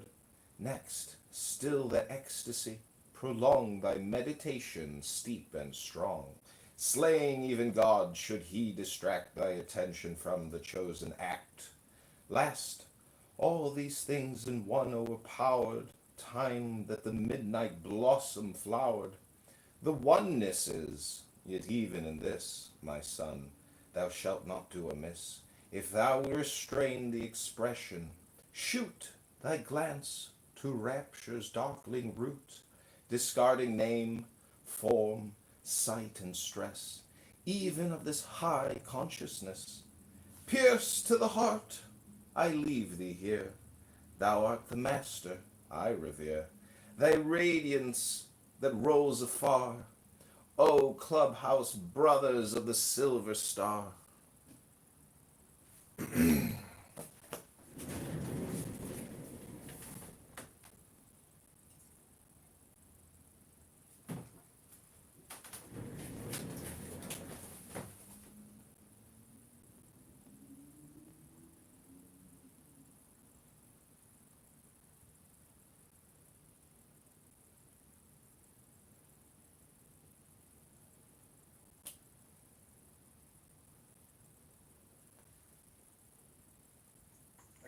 So,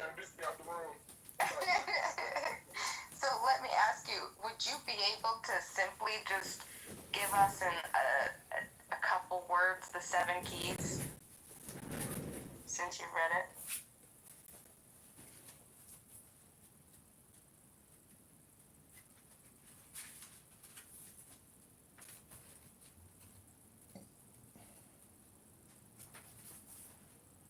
Yeah, I can read you what's in the glossary, some words. Well, what about in your own interpretation?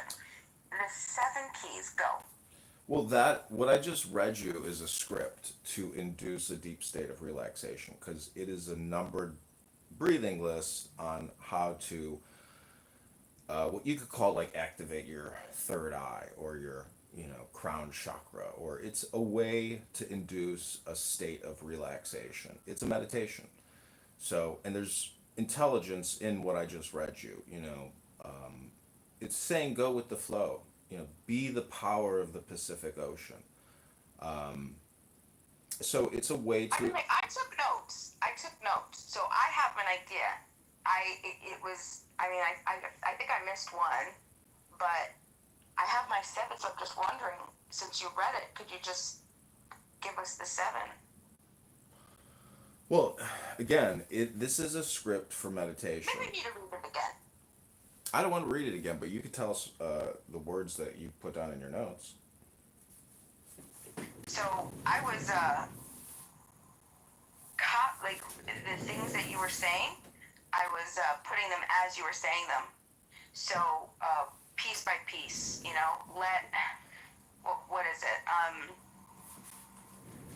So first, let the body be still, then let the body breathe, then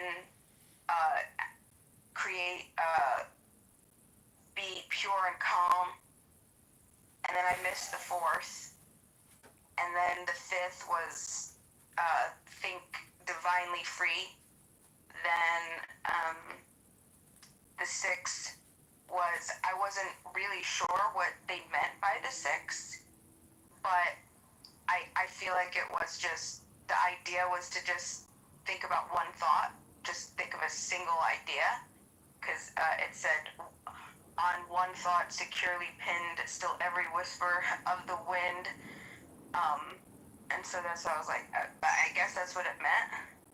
And then the next was, which I'm assuming was the seventh, was let ecstasy prolong and the meditation steep and strong, which I'm not even sure what that meant. It felt like, beyond, I don't know, maybe you're in a different state of consciousness at that point. So that's what I got from that. You took that serious, I mean, like, you really followed that. That's pretty impressive. Having a tantra poetry section. What's going on here? Yeah, we're doing some in the muff Kundalini serpent energy meditation work here. And Bhima just hit the nail on the head. It is about transforming consciousness, but I think if you really want to get in the muff, I mean, from my life, as JB likes to say, it's just my lived experience. If you want to live in the muff, I just think being a gentleman is always the optimal way, to get in the muff and to stay in the muff.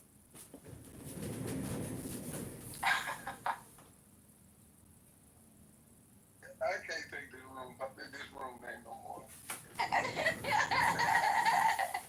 Everything contacts us a month. It all starts in a month and it always comes. Could you change the title to Tantric Muff? You don't have to, but. Come on, go for it. You're an admin in this house. It's your house. Go for it. Oh, I'm an admin in here? Okay, I think Roger said you are. I believe so.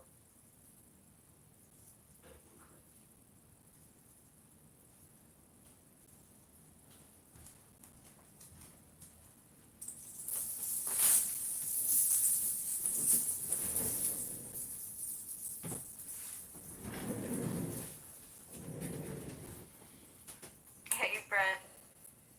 Hey, Brent. Hey, Cam. Hey, Brent, I got a question for you, Brent. If you took the metaphor simile that the Cracker Barrel is America, and we made you the CEO of Cracker Barrel, what would you do to turn the ship around, to turn that company upside down and make it profitable again, to grow the business, Brent? What would you do? A place where people go to some extent is to be like the same. So I would probably keep it the same and just let the profits go out. I don't even know. I mean, what was it profitable when they made all these changes? What were the earnings? So what you're saying is you don't have a good answer. That's what I got out of what you just said. I think what I'm saying is, I like Cracker Barrel. I didn't see the need for the current changes. You mean you wanted them to keep it racist and a Confederate restaurant? Sure. Hakima, what do you think about that, Hakima? Hey, look at my PTR, John. Let me know what you think about that. And back for the record, Oh, shit. And the police, a police department, force police in the city next door to me. This is what they put on their Facebook page. And it's like a predominantly black city, so it's like, I'm like, what the fuck? Well, I don't know. To me, Cracker Barrel, it pokes fun at white people, but it's just, I don't even think, the word, just the two words alone, Cracker Barrel, are interesting words because when I have a cup of chili, I like to, you know, crush some crackers and put it on top of my chili. Anyways, Brent, my point is, you didn't have a good response with regards. I mean, your response was good, and you said I would leave it alone, and not change a thing because it's already got consistent earnings. This rebrand, dropped the stock 10-20% and wiped out about $1 billion in market cap. So I'm just saying that, if you were to use that metaphor and simile for the United States federal government, maybe your analysis is correct. But I would just say, to just leave it alone is not, wouldn't be a good idea, because to borrow 2 trillion a year is not an optimization of operations or the spend. So it doesn't need a rebrand. It needs to stop borrowing and stop spending.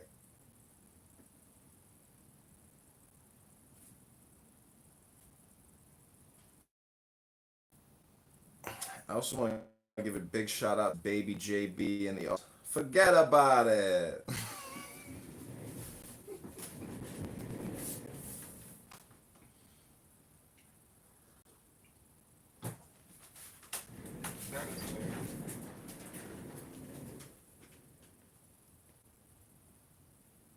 So, Dr. Jordan, what'd you do last night? And when are you going to change your T-shirt? I think you might need a T-shirt rebrand change here on your Clubhouse profile. I was home. Yeah, I was home last night. What do you think about Howard's PTR? I mean, Howard, do you think people actually think you look like a cartoon? Yeah, it doesn't bother me. I've had it for a long time. Hey, Dr. Jordan, long time, no talk. Hope you're doing well. Thank you. Hope you're well. Yeah, hey, and the candidate, how much, have you measured how much support you lost the other day on the Critical Thinking Forum where you inaccurately accused Meryl of something that she never said? How much support did you lose? It's not about how much support I lost. It's not about how much support I gained.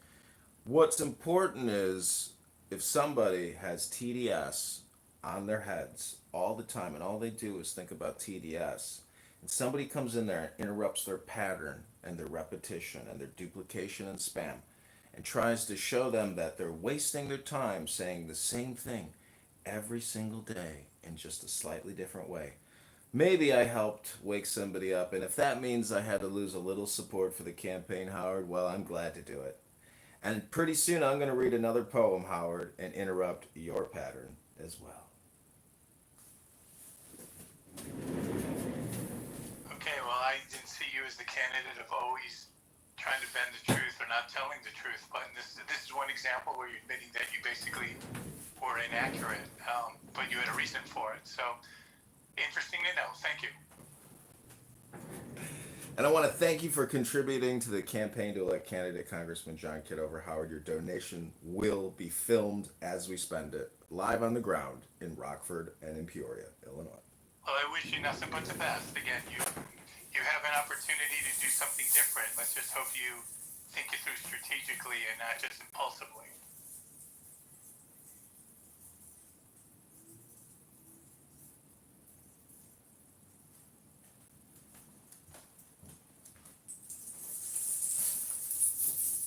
Yeah, unfortunately, I ask people all the time.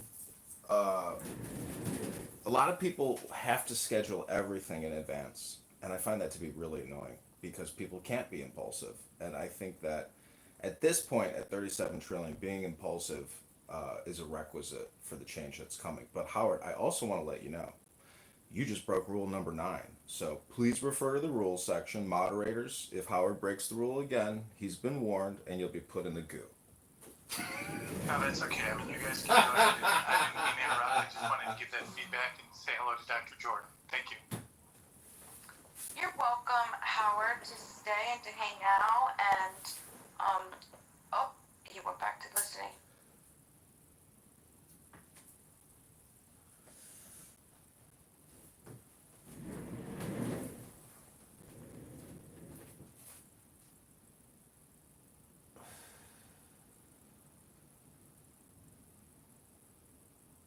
Dr. Jordan, I found this bird, this little baby bird, and on like the pavement, and I was like, what am I need to save it. Right? I don't know how to save a baby bird. So I reached out to a bunch of people to see if they would be willing to, do like a rehabilitation thing. Nobody wanted this bird, this little baby bird, but it was so strong. It was so strong. And if it looked sick or ill, it was. I'm gonna PTR how little this thing was. And it looked like it had been. Your opinion, I'd say probably, you could tell me, but it looked like it was born within the last 48 hours. Born out of the egg, Get some advice from ChatGPT. If anybody else has some answers, they Well, the key is feeding it. It's not that it won't be accepted by its parents. It's that it needs to be nourished correctly. I forget, Dr. Jordan. This is his subject. Okay, I'd like to contribute to the tantric muff with a very quick little poem.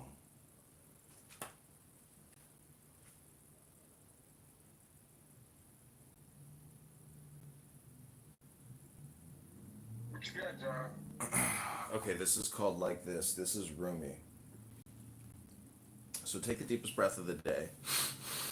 Hold it for 10 seconds. Those who don't feel this love pulling them like a river. Those who don't drink dawn like a cup of spring water, or take in sunset like supper. Those who don't want to change, let them sleep. This love is beyond the study of theology, that old trickery and hypocrisy. If you want to improve your mind that way, sleep on. I've given up on my brain. I've torn the cloth to shreds and thrown it away. If you're not completely naked, wrap your beautiful robe of words around you and sleep. Stay together, friends. Don't scatter in sleep. Our friendship is made of being awake. The water wheel accepts water and turns and gives it away, weeping. That way it stays in the garden, whereas another roundness rolls through a dry riverbed looking for what it thinks it wants. Stay here in the muff, quivering with each moment like a drop of mercury. I was dead, then alive, weeping, then laughing. The power of love came into me, and I became fierce like a lion, then tender like the evening star. He said, "You're not mad enough. You don't belong in this house." I went wild and had to be tied up. He said, "Still not wild enough to stay with us in the muff." I broke through another layer in the muff into full joyness. He said, "It's not enough." I died. He said, "You're a clever little man, full of fantasy and doubting." I plucked out my feathers and became a fool. He said, "Now you're the candle for this assembly in the muff." But I'm no candle. Look, I'm scattered smoke. He said, "You are the sheikh, the guide, but I'm not a teacher. I have no power." He said, "You already have wings. I cannot give you wings." But I wanted his wings. I felt like some flightless chicken. Then new events said to me, "Don't move. You are in the muff. A sublime generosity is coming toward you." And old love said, "Stay with me in the muff." I said, "I will. You are the fountain of the sun's light. I am a willow, shadow on the ground. You make my raggedness silky. The soul at dawn is like darkened water that slowly begins to say, "Thank you, thank you. Then at sunset again, Venus gradually changes into the moon, and then the whole night sky. This comes of smiling back at your smile. The chess master says nothing other than moving the silent chess piece. That I am part of the ploys of this game makes me amazingly happy in the muff. Now, what word you substitute muff for that many times? What was the actual word? I was just adding, I was pretty much adding it. I wasn't substituting. Okay, gotcha.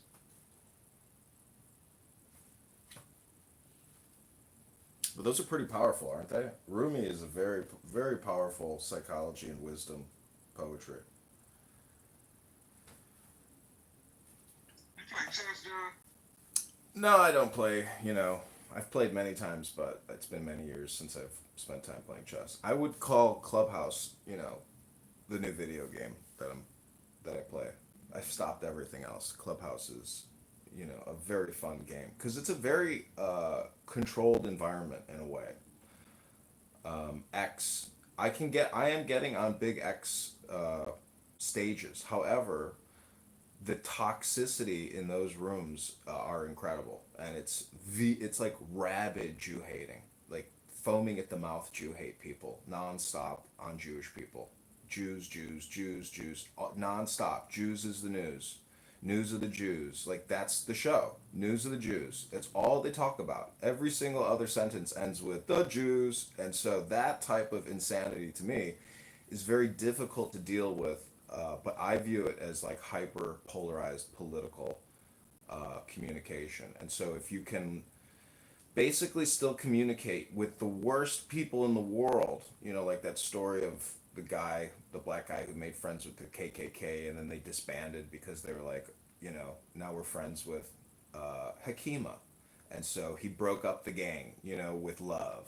So I think if you can force love into the script, like kind of like I just did with Rumi there, you can disrupt a lot of these spaces in a way. It's because it's all just a long sequence of words and the delivery of those words. So there's a way to hack these rooms by reading books. That's my theory. I think my edits to the title, though, if perhaps shadow banned us. I don't know yet. Hey, I have a question for you. Oh, that's good. And this was the little bird that I found, and he was just so strong. And I was so sad because none of the rehabilitators wanted him. They were just like, no, we got enough. It looks like a regular house sparrow. So I couldn't find his nest. I tried. And so, you wouldn't believe it. An angel from, I think it was Facebook, messaged me and was just like, hey, check out this person's rehabilitator. And she's not like, and she's just kind of like a person who knows how to do this type of thing. And I texted her, I said, hey, I got this house sparrow, you want it?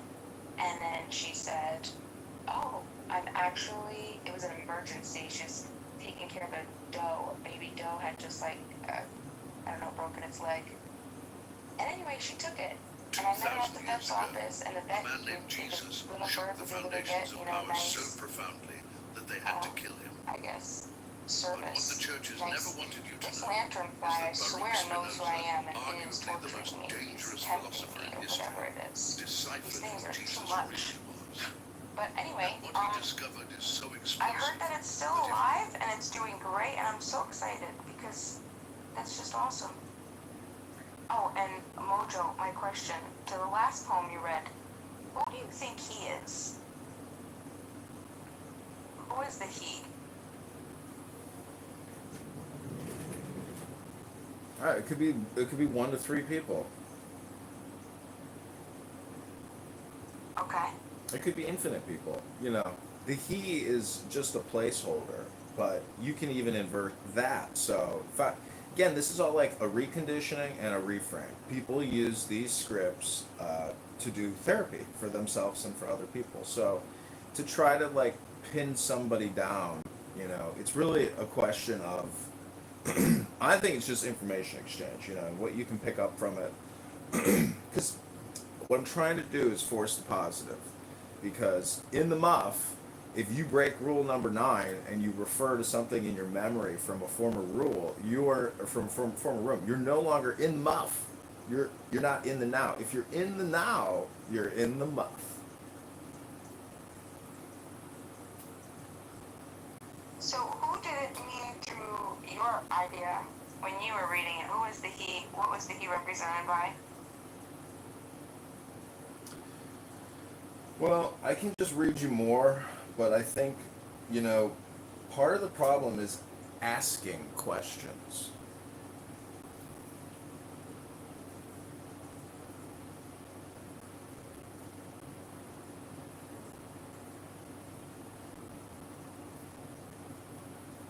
It's a problem to ask questions. That's what a very smart woman told me once as I was trying to get her to kiss me in my car. She said, I feel like the problem is people ask questions.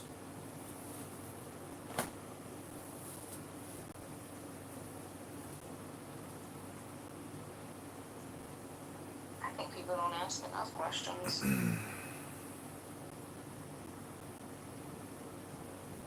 No, it's better to read a book than it is to ask a question.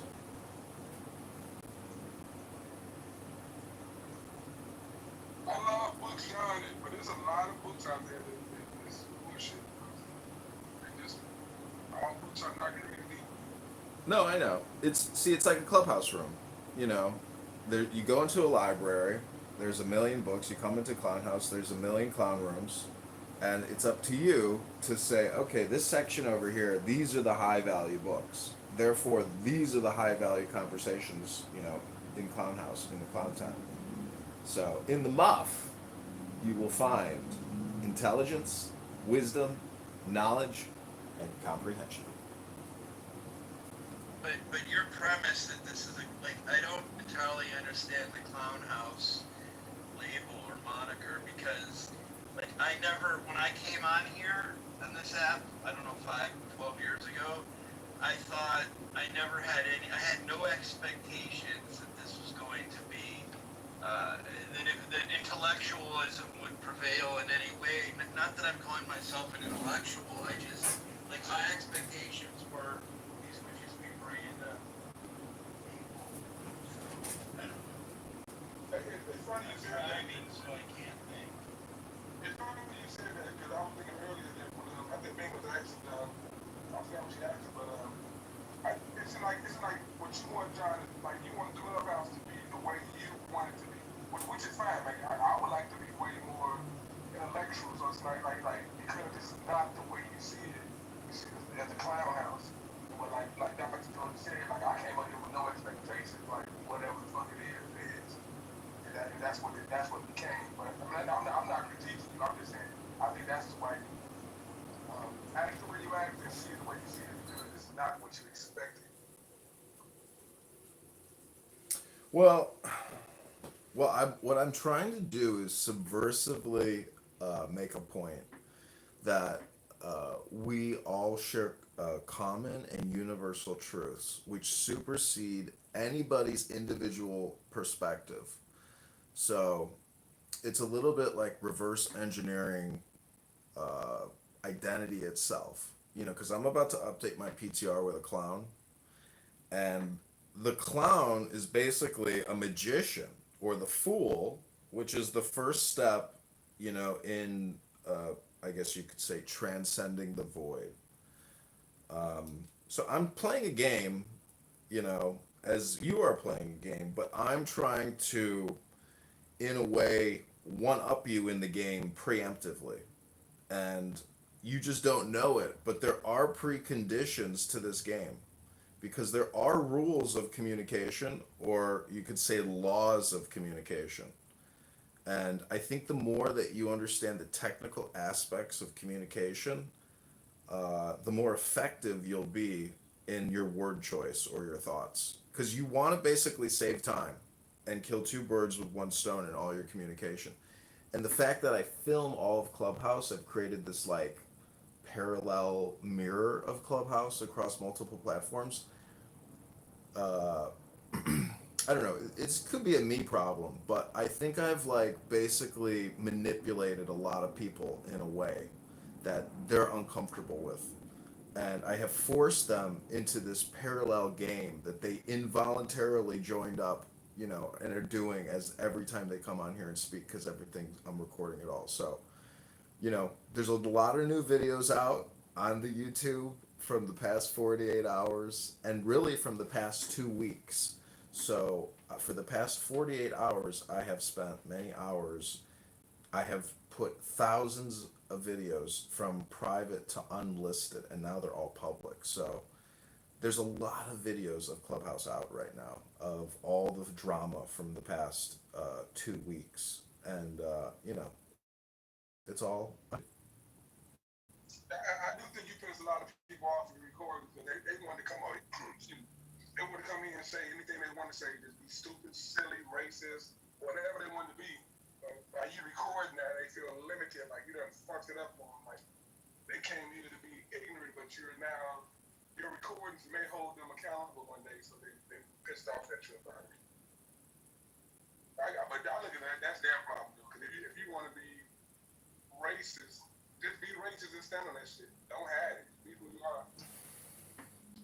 Well, unless I have actually used your legal name in a YouTube video, in my opinion, you're totally anonymous because nobody who watches this in India or Singapore or Indonesia or, like, no, people who are on YouTube aren't going to, they don't care who you are. In fact, they just want to click the fuck away and they don't want to listen to your, your drama show.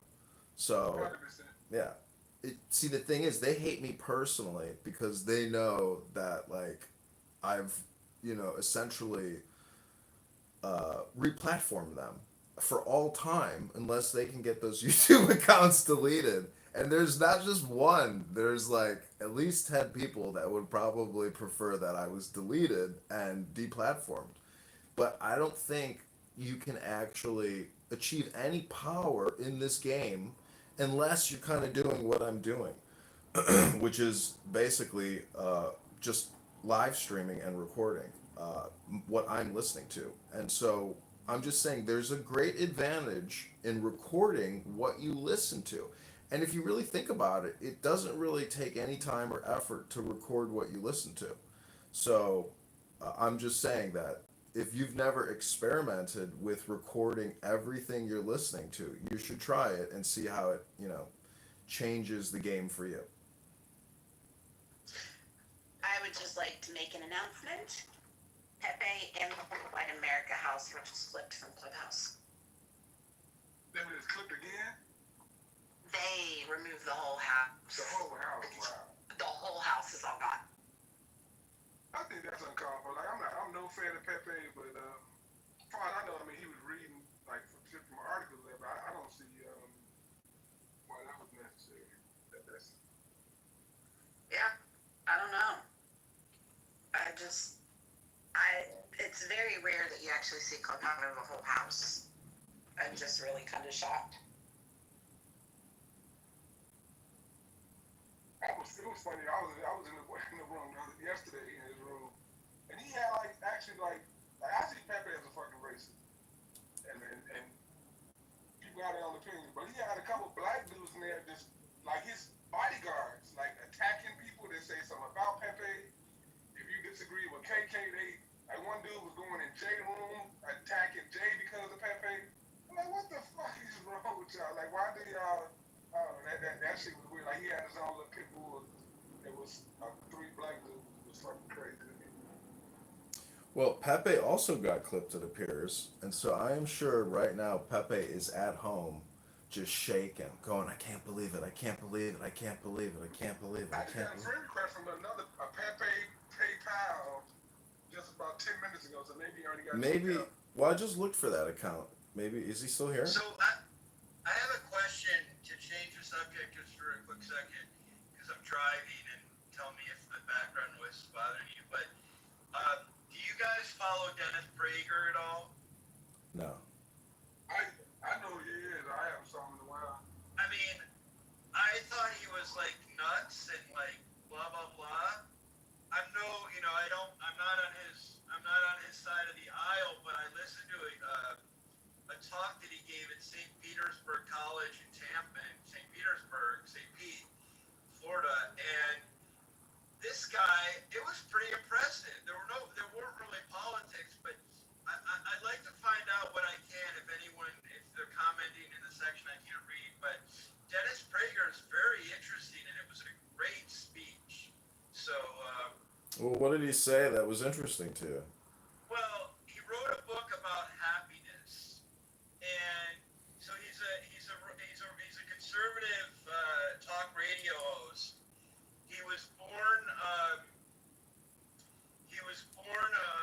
modern Orthodox Jew, or born into modern Orthodoxy, and he has this whole concept about like being happy. Well, first of all, he was ahead of his time with regard to Hamas and Israel because, well, so were others, but he was like, how can you be one country? How can Israel not be the underdog when they're surrounded by Arab countries? Now, I'm not endorsing the war and what's happened to Palestinian civilians, blah, blah, blah, but it was almost like he knew this was coming. And sorry, I'm not being very articulate because I'm driving at the same time here. But anyways, I'll try and share the YouTube when I get a chance. But if anyone has feedback about Dennis Prager, I'd be very interested.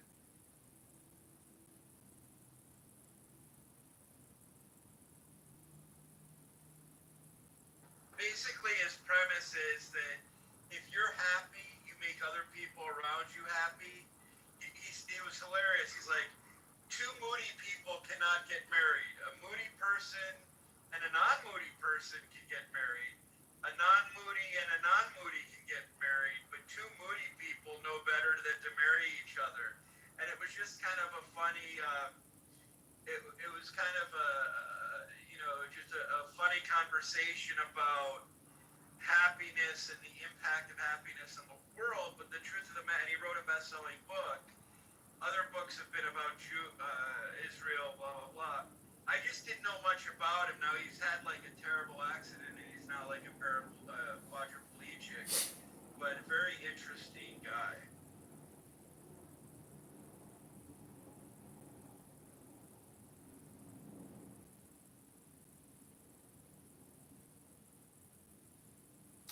So going back to what Serendipity just announced, if you look at that X post I made last night because I was live streaming Pepe's room, and this video on X has gotten a lot of views, or it's a link to YouTube, but I definitely live streamed Pepe last night. Then he ended it as I was out last night, because when I'm out on a Saturday night or a Friday night and I look at my live stream back at home, if somebody's playing Taylor Swift and they nuke my live streams, like, that makes my life. It doesn't change anything. It's annoying because I like to know that I'm killing two birds with one stone.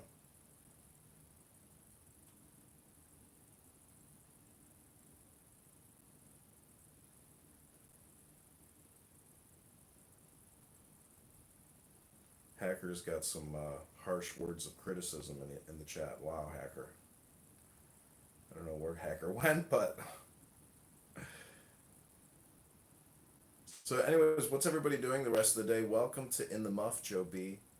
This is rough, thick, poetic, tantric, puffy muff. And this is Clown Mojo.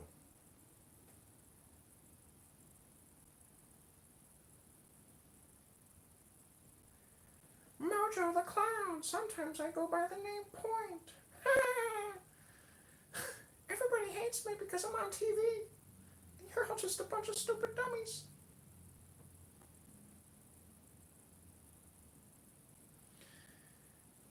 Clown Mojo didn't want it to be this way. Mojo the Clown wanted everybody to be happy, but they're just... Dr. J is here. Is Dr. J talking? this is Clown Mojo. Mojo the Clown. Joby, you're on mute if you're saying something.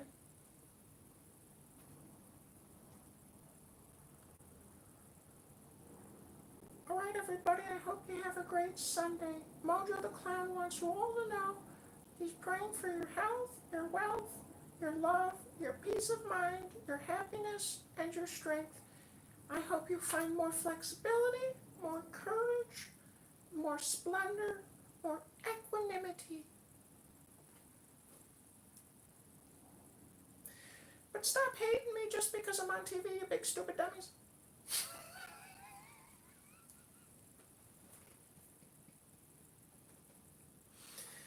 So, Congressman, who objected? Like, how much audio did you get of the drama that unfolded? Oh, a lot, because I film it all on 13 different phones. So, and because of Anonymous, I catch it all. So there's nothing that I don't, record, and I'm literally here 18 hours a day recording. What are some of the highlights that would be like Clubhouse highlights that people would get, or might shock people? I don't think anything really. I think people who have never heard this would just say, what are these people arguing about and screaming about? People in the comments are always regularly like, what is this? This is just a bunch of people screaming. They can't understand the context because there's too much background network between the speakers that random people who come across the videos, they say, I don't understand this. Like, this is insane. Like, what is all this? They can't figure out the context or who the speakers are, because it's like walking in on a play and not knowing the name of the play or anything. But I think that's okay, and I think it's art. So I'm just saying I've captured people's artistic endeavors, and it's unfortunate that they're also not capturing their artistic endeavor, because I think they're losing all their time. Like, why would you come on here and create all this art but not have a product after you create it? It just disappears. So replatforming it is the way to go. Well, this is where I differ a bit. I mean, it's like, where's the productivity in necessarily watching a TV show that's like mindless, right? Like, my question is, are you building more neural connections, and maybe not, by engaging in conversation late at night when the benefits of engagement versus watching like I'm on this TV show? And maybe you could argue the TV show is much more productive use of time, but I'm not so sure that people who have are home at work trying to regulate their emotions, they're sitting there being entertained. I mean, it's entertainment, I guess is what I'm getting at. It's entertainment that you're engaging with, not unlike video games. Well, if I were to go to the casino and play a slot machine, I would record myself playing the slot machine, because I want to, I'm paying to have that experience, but I also want to capture it with a camera. So I'm just saying, El Normo's here, who is a videographer, filmmaker. I think he would agree with me. It's better to kill two birds with one stone than just, kill no birds or one bird. Hi, El Normo. Sorry, I'm driving, so I didn't see you. Hi there. I just arrived. It's okay. Nice to see everybody. Hey, El Normo. Happy Sunday. Hey, happy Sunday. Dr. J, we're all in the middle of a conversation. I'm sorry, I was on the phone. I have a question. No, go ahead. I'm driving, so I'm focused on driving, but I can answer the question. I was encouraged to ask you to describe the nature of narcissistic love bombing. Okay, well, first of all, keep in mind I'm not a clinical expert, but narcissistic love bombing is when really a sociopath or narcissist or someone with a cluster B personality disorder is trying, or anyone is trying to engage a person and use use charisma and charm to make them feel like they're the best thing on the planet, and that's how they woo them and court them. Okay. All right, that's easy enough. Yeah. I mean, you can love bomb something like a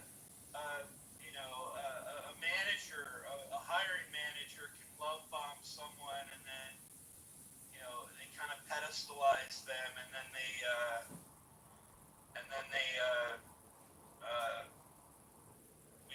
eventually turn on them. Okay. That's the nature of it, though, as far as like with a narcissist engaging in that type of behavior, is that there's an ultimate end goal, correct? Yeah. I mean, and they do it subconsciously. I mean, it's not. I don't think that it's like, okay, I'm going to plan this long game out. It's part of their it's the cognitive empathy, I think, where cognitive empathy versus emotional empathy. Cognitive empathy is being able to read people really well and take advantage of it. Emotional empathy is really feeling empathy. So right. This is why a sociopath, for example, is so charming that you want to be best friends or lovers with them, I suppose, upon meeting them. Well, I think if you're a gentleman and you're intelligent or sophisticated, because it goes both ways, Dr. Jordan. A lot of women are sociopathic psychopaths. So that, 100%. yeah. So what do you think is the alpha predator then? The, super sophisticated woman or the super sophisticated man? I mean, who is the actual apex predator? Well, in my experience, the narcissistic woman is not going to harbor the traits of a man. They're going to be the damsel in distress, bringing out their femininity, their allure, making them very attractive, like just innocent, needy, blah blah blah, all the things that might draw in someone who wants to use their masculine energy, and then suddenly you find out they're very manipulative. Use that woman, the woman who killed her kids because she married that guy in the cult up in Idaho. Daybell, is it, or is that a different name? Yeah, the Daybell, whatever. Yeah. Woman. She was an example of she would flirt with everything that moved and didn't, and the point is they're inflating the currency, and it's just you can go to USDEC.org and study all these figures and Treasury API Thomas Massey. So.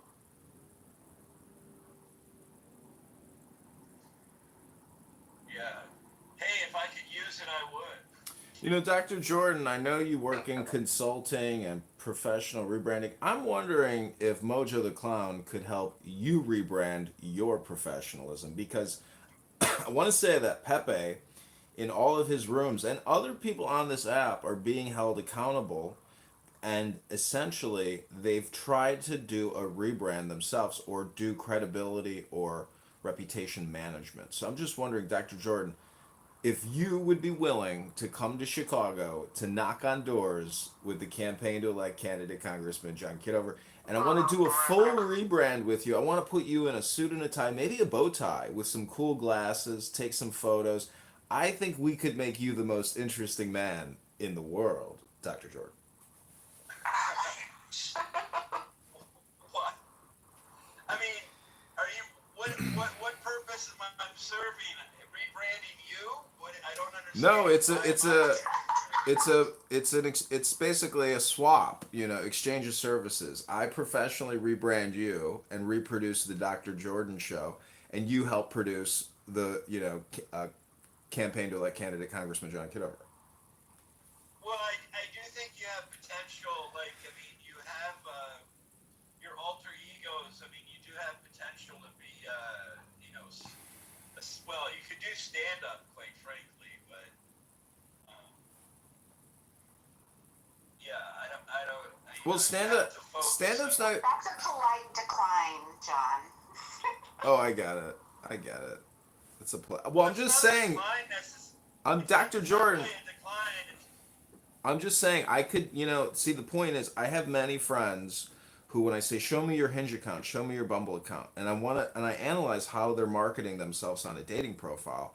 That's basically what I'm pointing at is that if you use a third party to produce your show, it looks a lot better than the way you would create it. So for the third party looker who's looking at your publishing, when somebody else does it for you, it's gonna have a much higher ROI than if you try to do it yourself. No, I agree. I think the paradox though is that you think people on Clubhouse are wasting their time, whereas you're kind of wasting. Well, my impression is you're wasting your talent a bit because you could be with all this time you're doing this recording. You could be right. I mean, you could be pitching stand up. You could be doing stand up work. No, I think I'm using it the same way that other people are using it in the same ways if we were all in a casino and we were all playing a slot machine. I just happen to be live streaming myself. What part you missing? Like you are using like other people, but what he's saying and what I agree with, you have a talent that is being wasted. Most people don't have that talent that they're wasting it. Like he's saying, you have a talent that you are wasting. And most people, like, I don't have a talent I'm wasting. And most people don't. But I think that's what he's saying that you are doing. Right. Well, I just want to push back against one thing. You say that I claim that everybody's wasting their time here. I'm merely trying to play a very subversive game by suggesting that because that's the one-upmanship game. And I'm trying to point that out to people that people are chronically playing the one-upmanship game linguistically. But that's the way I'm playing it. And so what I'm trying to say is Let me back up for a second. Let me interrupt just for a moment.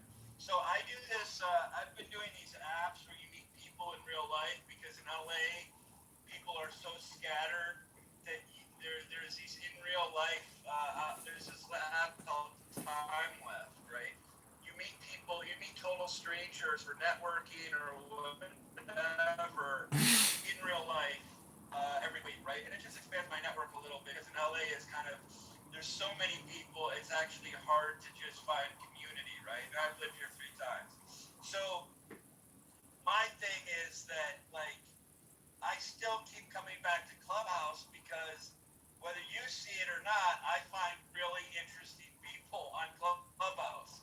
Like, the people that I meet in real life, aside from friends I already have, I mean, there's not, like, there's only a few characters that are really intriguing, and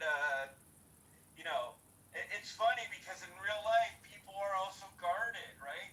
Whereas at Clubhouse, you get to know people really fast, and there's chemistry that's built, right? And like that to me is a remarkable thing about social audio. So, anyways, that's my 2 cents. well, it's a word game, and so if you like words and you're a wordsmith, you can play a very subversive game on this app because gaslighting becomes an art form and gaslighting becomes the norm. So if you really want to play a far out game linguistically in a safe space and not get punched in the face and have a bloody nose at the end of the night, this is the place for those types of people that like to play that game. Right, totally. But I think what you're finding is that you're frustrated that maybe the intellect, like you haven't maybe met your intellect on here, and maybe it's frustrating for you. No. Reading a book here, to me, I realize that after you read so many books, like intellect maxes out, intelligence maxes out. And so it becomes a little bit like an organizing effort versus trying to meet your intellect or to be intellectual, because then it becomes a little bit like poker, liar's poker. So it takes on a bluffing element. And I'm just saying that if you want to achieve some type of if you want to achieve financial success, it is like a gray zone. Is it legal? Is it illegal? Because being in the publishing industry or the filmmaking industry can cause a lot of conflict. And so Well, let me say this. Maybe you're disappointed. Like, for example, I forgot exactly what. If you like, I appreciate your sarcasm. Some people are some people, like, you've done some things that I didn't like, right? That I didn't appreciate, but I do appreciate your humor. Your sarcasm goes a long way, and people who don't appreciate your sarcasm, regardless of their intellect, will never quite get you, right? So, it's like Hikima and I get you. Whether we agree with everything you say may be a different thing, but like the humor, like there's an art for there's to be able to appreciate you takes maybe it's an acquired taste, right? And like I think you find that you plateau here, you plateau out because you're like you know you're no, not there's getting. no plateau in art. I don't It's know. infinite. And Moose down there is just a critic. And Moose is, I gotta say, you're kind of a one trick pony too, Dr. Jordan. So I mean, I'm gonna toss everything you just said to me back at you now and say you are not changing. You are not dynamic enough. You are not being creative enough.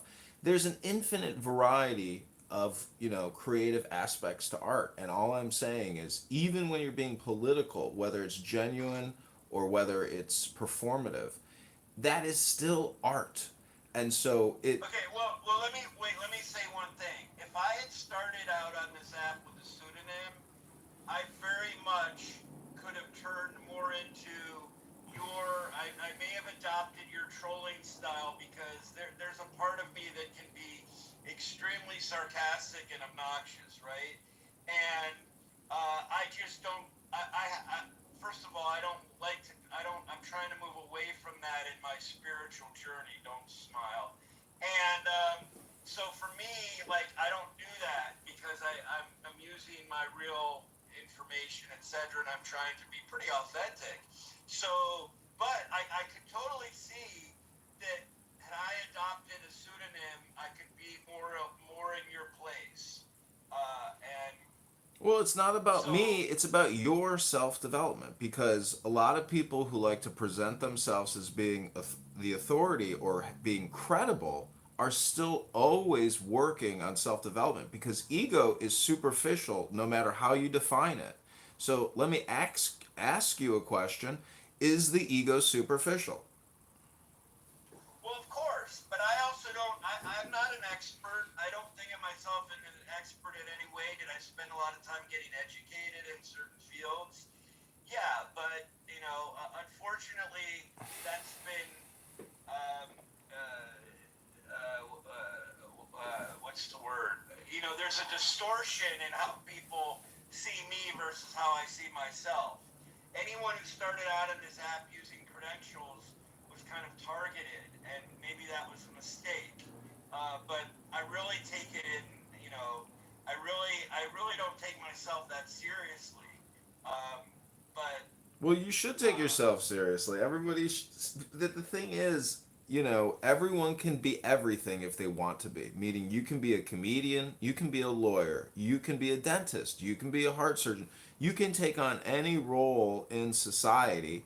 I'm just saying that on Clubhouse, especially if it's anonymous, you do have the freedom to be truly creative. And I think people do, fulfill that desire on this app.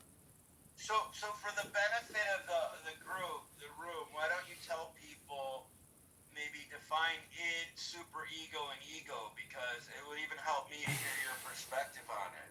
Well, it's all the biggest ego trip going is thinking that you have an ego. There is no ego. There is no id and there is no superego.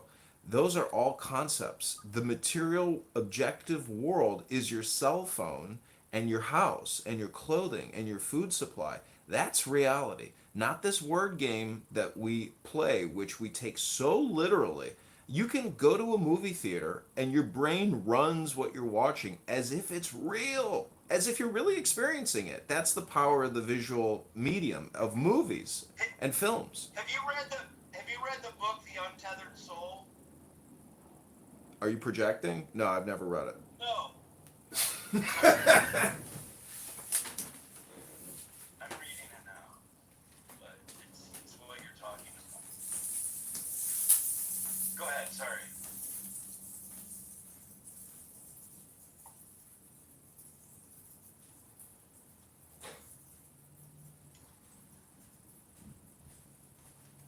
I mean, I think that, yeah, I think you are an untapped, I think you are an untapped comical genius.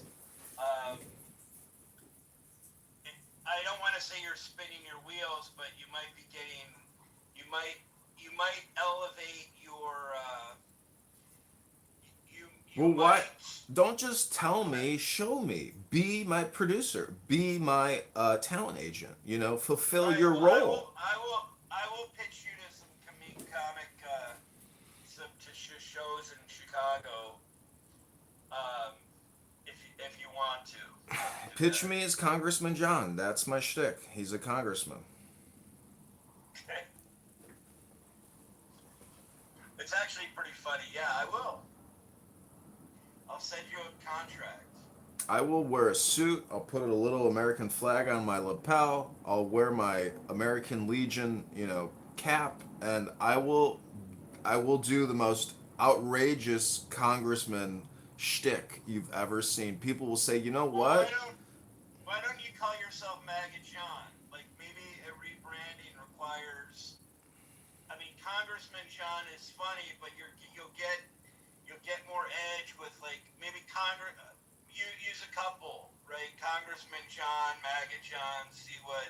Not that you're MAGA, but you're poking fun at it. So yeah, I mean, yeah. application.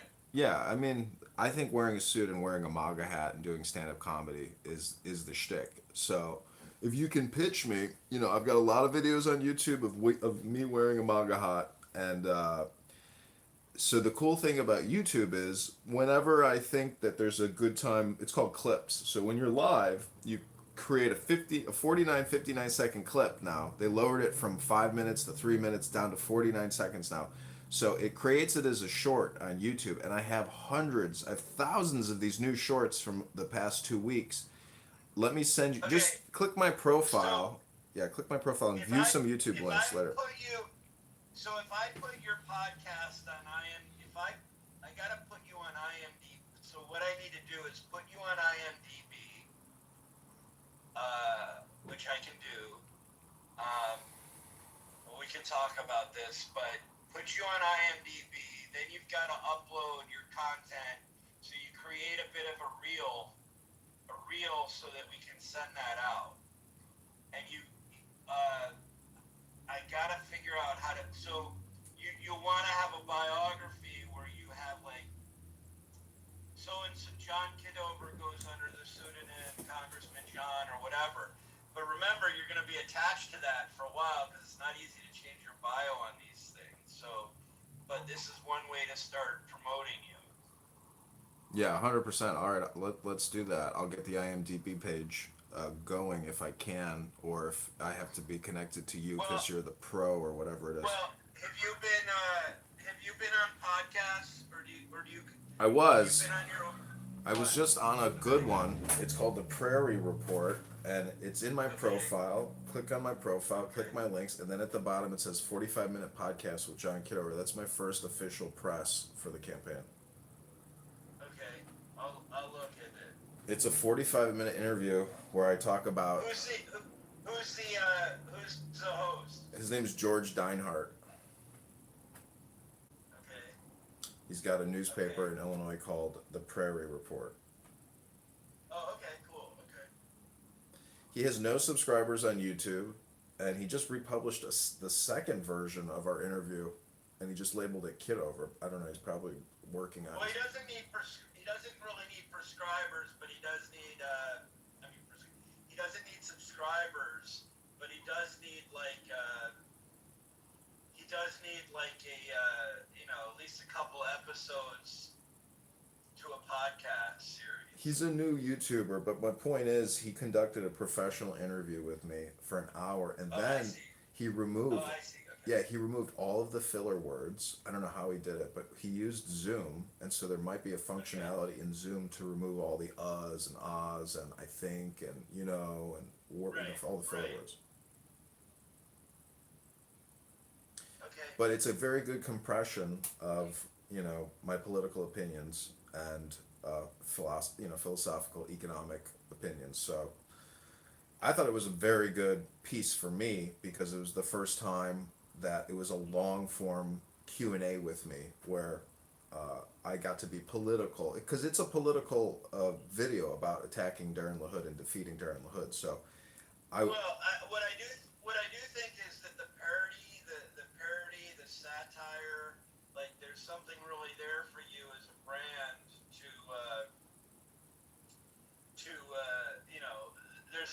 there's never been a better time to kind of make fun of politicians. So and the ambiguity that's created by people not knowing if you're serious or not about running for office is kind of also interesting. yeah, it is a double entendre or even a triple entendre. Because the thing is, I have my own catalog and library now, like 20,000 YouTube videos, 20,000 Instagram videos, 200,000 X posts. Like I have a lot of, you could call it baggage with me, but at least I have pre-existing platforms with a lot of content. So if you just the thing is for the pitching purposes, your content needs to be like a reel. We need to take highlights, so because these people aren't gonna. This is what I tell all my clients is that the booking producers don't dive very deep. They Google someone, they want to see how prominently they come up. Like for example, they generate a Google Knowledge panel or an IMDb or Wikipedia pops up, and they kind of want to. Like they're not diving deep enough, unfortunately. So is even though you have all this content, which is great, you really we need to that can be used later, but for the getting your foot in the door is something that really sells. Like, yeah, I get it. really, It's a crapshoot, and time is limited. I mean, look at Phil Hartman from Saturday Night Live. Where is he? Where's Patrick Swayze? I'm saying we got time limits for success in terms of show business. So I would just encourage you to go to YouTube and type in Dr. Jordan Shaw Clubhouse and see what you find and let me know what you think. Well, I hope you would. Maybe the trade-off is that you remove that content or remove my tag. Well, you can get whatever you want removed by complaining, and I would be happy to remove, any keywords. So the problem is I'd have to do that work. But what I'm asking for you to do is say, hey, John, here's my cell phone number, or you text me and tell me what you want removed or changed. And my telephone number is, I could put it in the chat, but, let me message to you. Or I'm driving yeah. right now, but you can talk later. Yeah, I'm gonna text you my cell phone, and so when we have time to actually delete or change whatever videos I have of you from Clubhouse that you want removed and changed, because I'm more than happy to delete them, or I would prefer to just change the title so it's not associated with you, because I like if you like the historical aspect of the work, but. Let me, because I want to help with your reputation management, and I hope that you want to help me with my reputation management.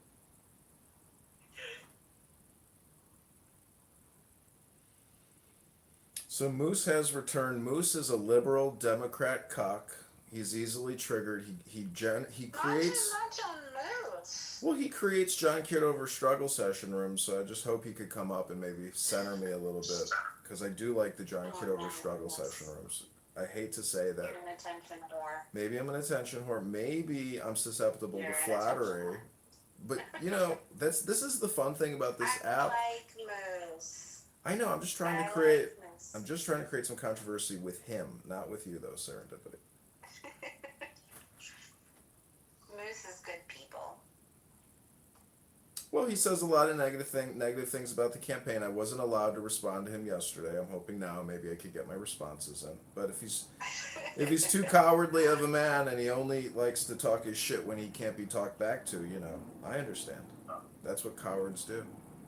The other thing that you could assemble is that there are some really obviously quirky people on the app that might be good sidekicks for you, right? Like, maybe you don't like need Moose?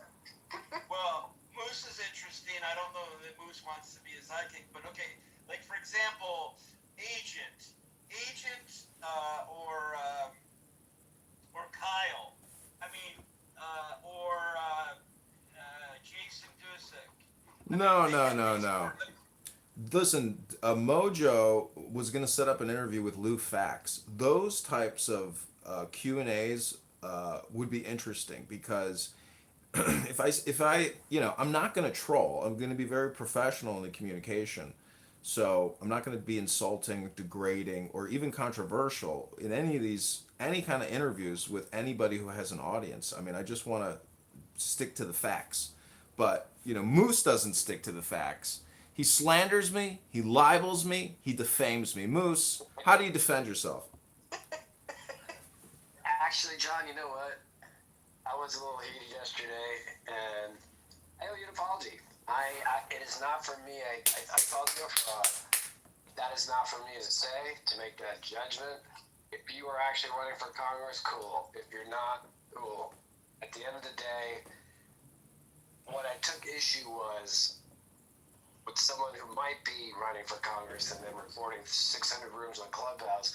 It just doesn't seem like the best, use of one's time, considering the amount of time and energy and resources, I'm sure that is required to run for such a high office. So that's a legit apology. It's not for, I was out of pocket to call you a fraud.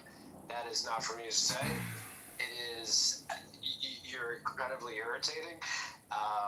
And I do think you center yourself a wee bit too much. But hey, it's Clubhouse. It is what it is. But at the end of the day, if this is just, there's several people out here saying that you've officially declared this whole campaign as a troll. Cool. I'm just saying, at the end of the day, I would just suggest looking into what is really the reason. It doesn't sound like you're monetizing. Like, what is the burning desire to record so many rooms and then replay them on YouTube? That's a legit question. Because it costs me nothing to do. It's artwork. And I'm an artist, a filmmaker, a videographer, a politician, a patriot, and I'm an American. And you're just an old junky payphone. Hey, now, Moose came up here and he took the bigger road. He apologized. Yeah, and he followed it up with an insult. It wasn't a genuine apology. He said, but you're a troll and you're a loser and you suck. That's what he said. It's an insincere apology. And I'm just going to say, you're nothing but an old junky payphone. We don't get to dictate how people apologize. And some are certainly better at it than others. But you know what? Moose made a good Mojo the Clown has feelings too. Mojo the Clown, when you prick Mojo, he bleeds. When you make fun of Mojo, he cries. Mojo is a man. Now you're punching back, Moose.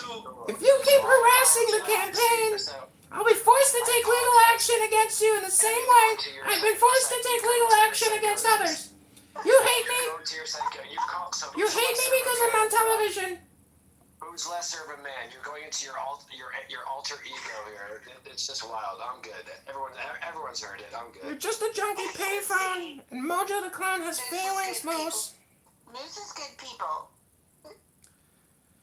Well, you were correct that one candidate who wanted to do the signature circulation for the petitions, I did want to tell him immediately, FYI, before we proceed, this phone call is being recorded, and it took me, I don't know, minute, 2 minutes, whatever, to get to that point. But that's because I didn't want to interrupt.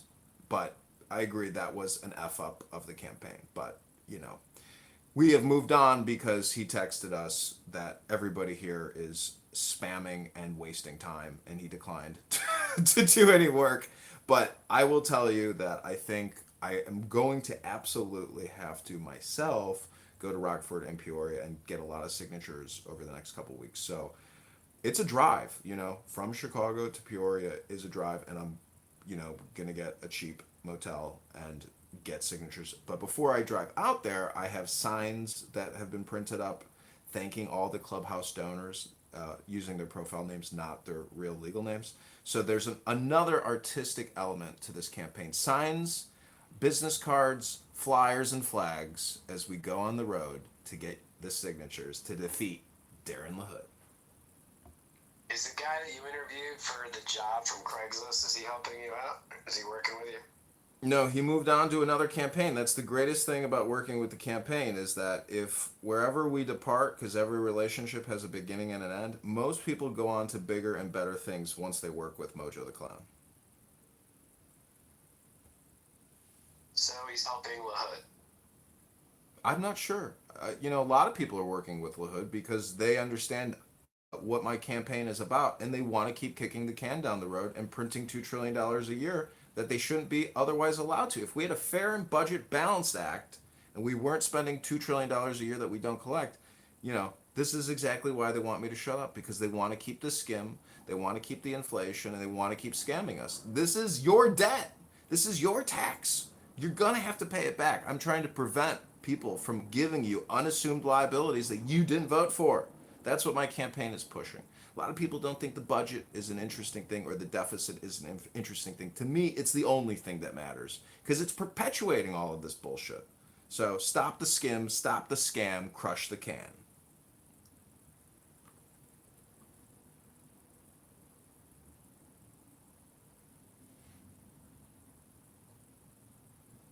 You're just an old payphone, though. What do you know, Moose?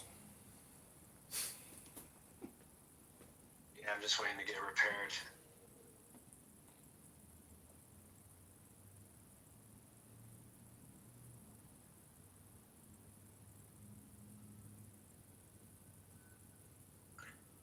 I think a high school teacher brought in like a payphone or parts of a payphone to her class, and nobody in the classroom knew what it was.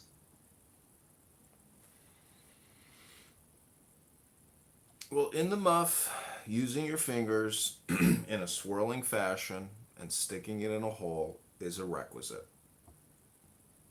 Yeah, it's true. The mechanics of the payphone do seem quite conducive to in the muff. Most people are unaware, though, of just how much bacteria there is when you put the headset next to your face. The headset of the muff or the phone? The phone. In the muff.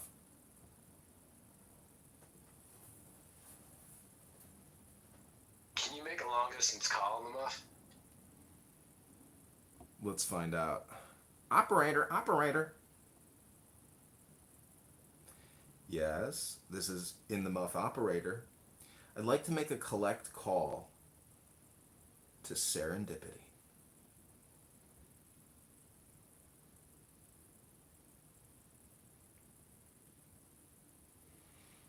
Looks like she's not accepting. Operator.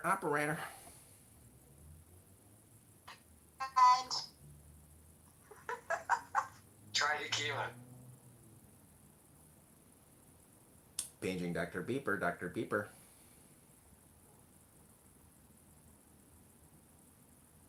I think that's from Pee Wee Herman's Big Adventure. There's like a scene where he was like playing a doctor, paging Dr. Beeper. It's also from Caddyshack. All right, so this has been rough, thick, poetic, tantric, puffy muff. many of you are unaware of what Puffy Muff in the Muff is, it's thick, it's poetic, it's tantric, sometimes it's rough.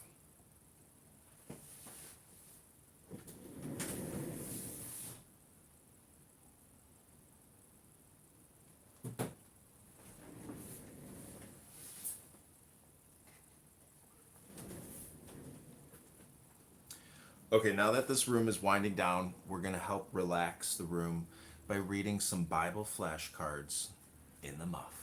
Here we go. Here are your random Bible flashcards for the day. Akima. Whoever exalts himself will be humbled. Whoever humbles himself will be exalted. Take my yoke upon you and learn from me, for I am gentle and lowly in heart, and you will find rest for your souls. For my yoke is easy, and my burden is light. No one can serve two masters. Either he will hate the one and love the other, or he will be devoted to the one and despise the other. You cannot serve both God and money. I waited patiently for the Lord. He inclined to me and heard my cry. Don't brag about tomorrow, since you don't know what the day will bring. For you, O Lord, are my hope, my trust, O Lord, from my youth. Be strong and courageous, all you who put your hope in the Lord. I will both lie down in peace and sleep, for you alone, O Lord, make me dwell in safety. God saved us, not because of the righteous things we had done, but because of his mercy.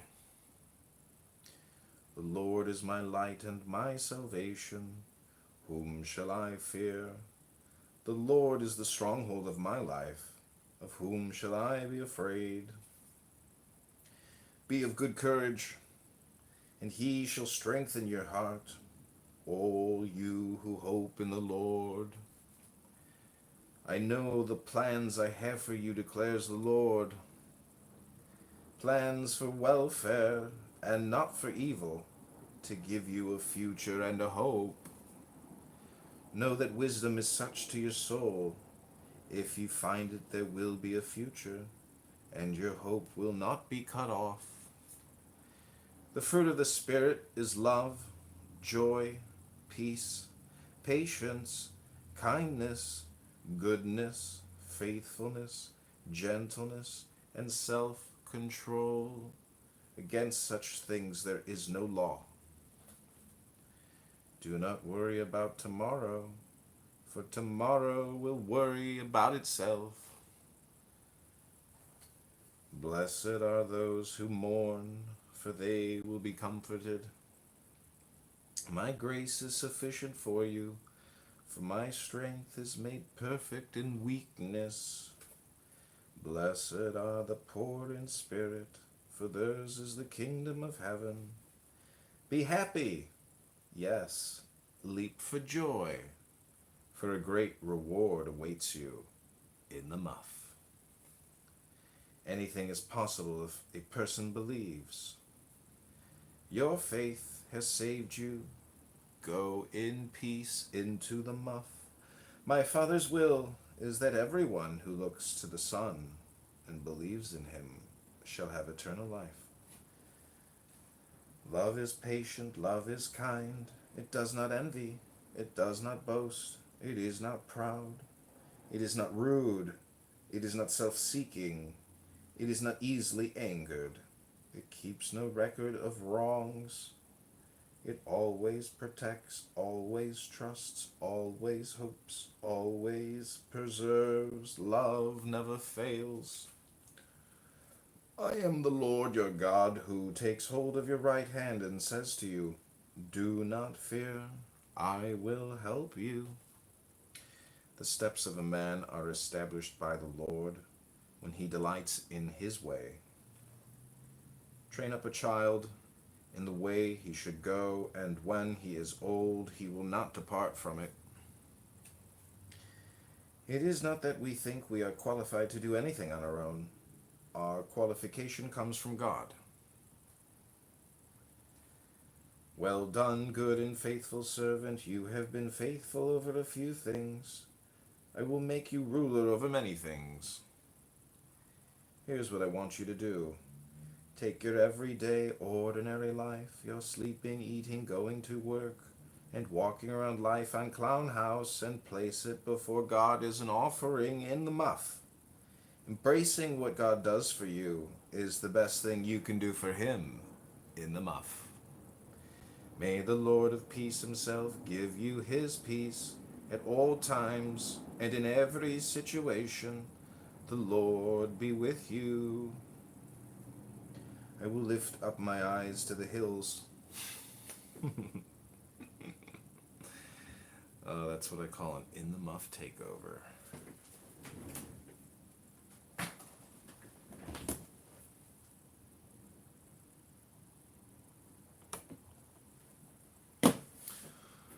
All right, everybody, that's been another exciting episode of Clown House.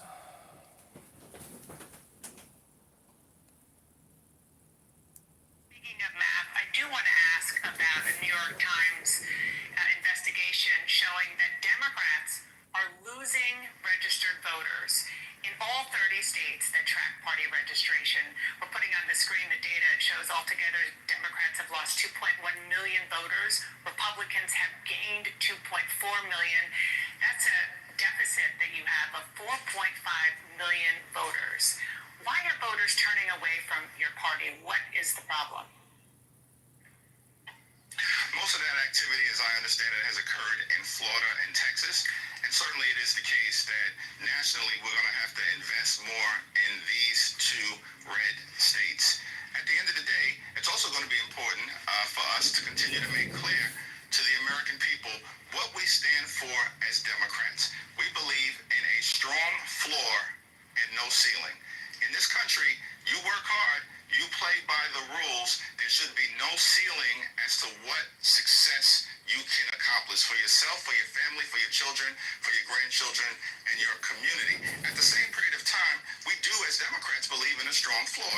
That's a strong floor that is anchored in Social Security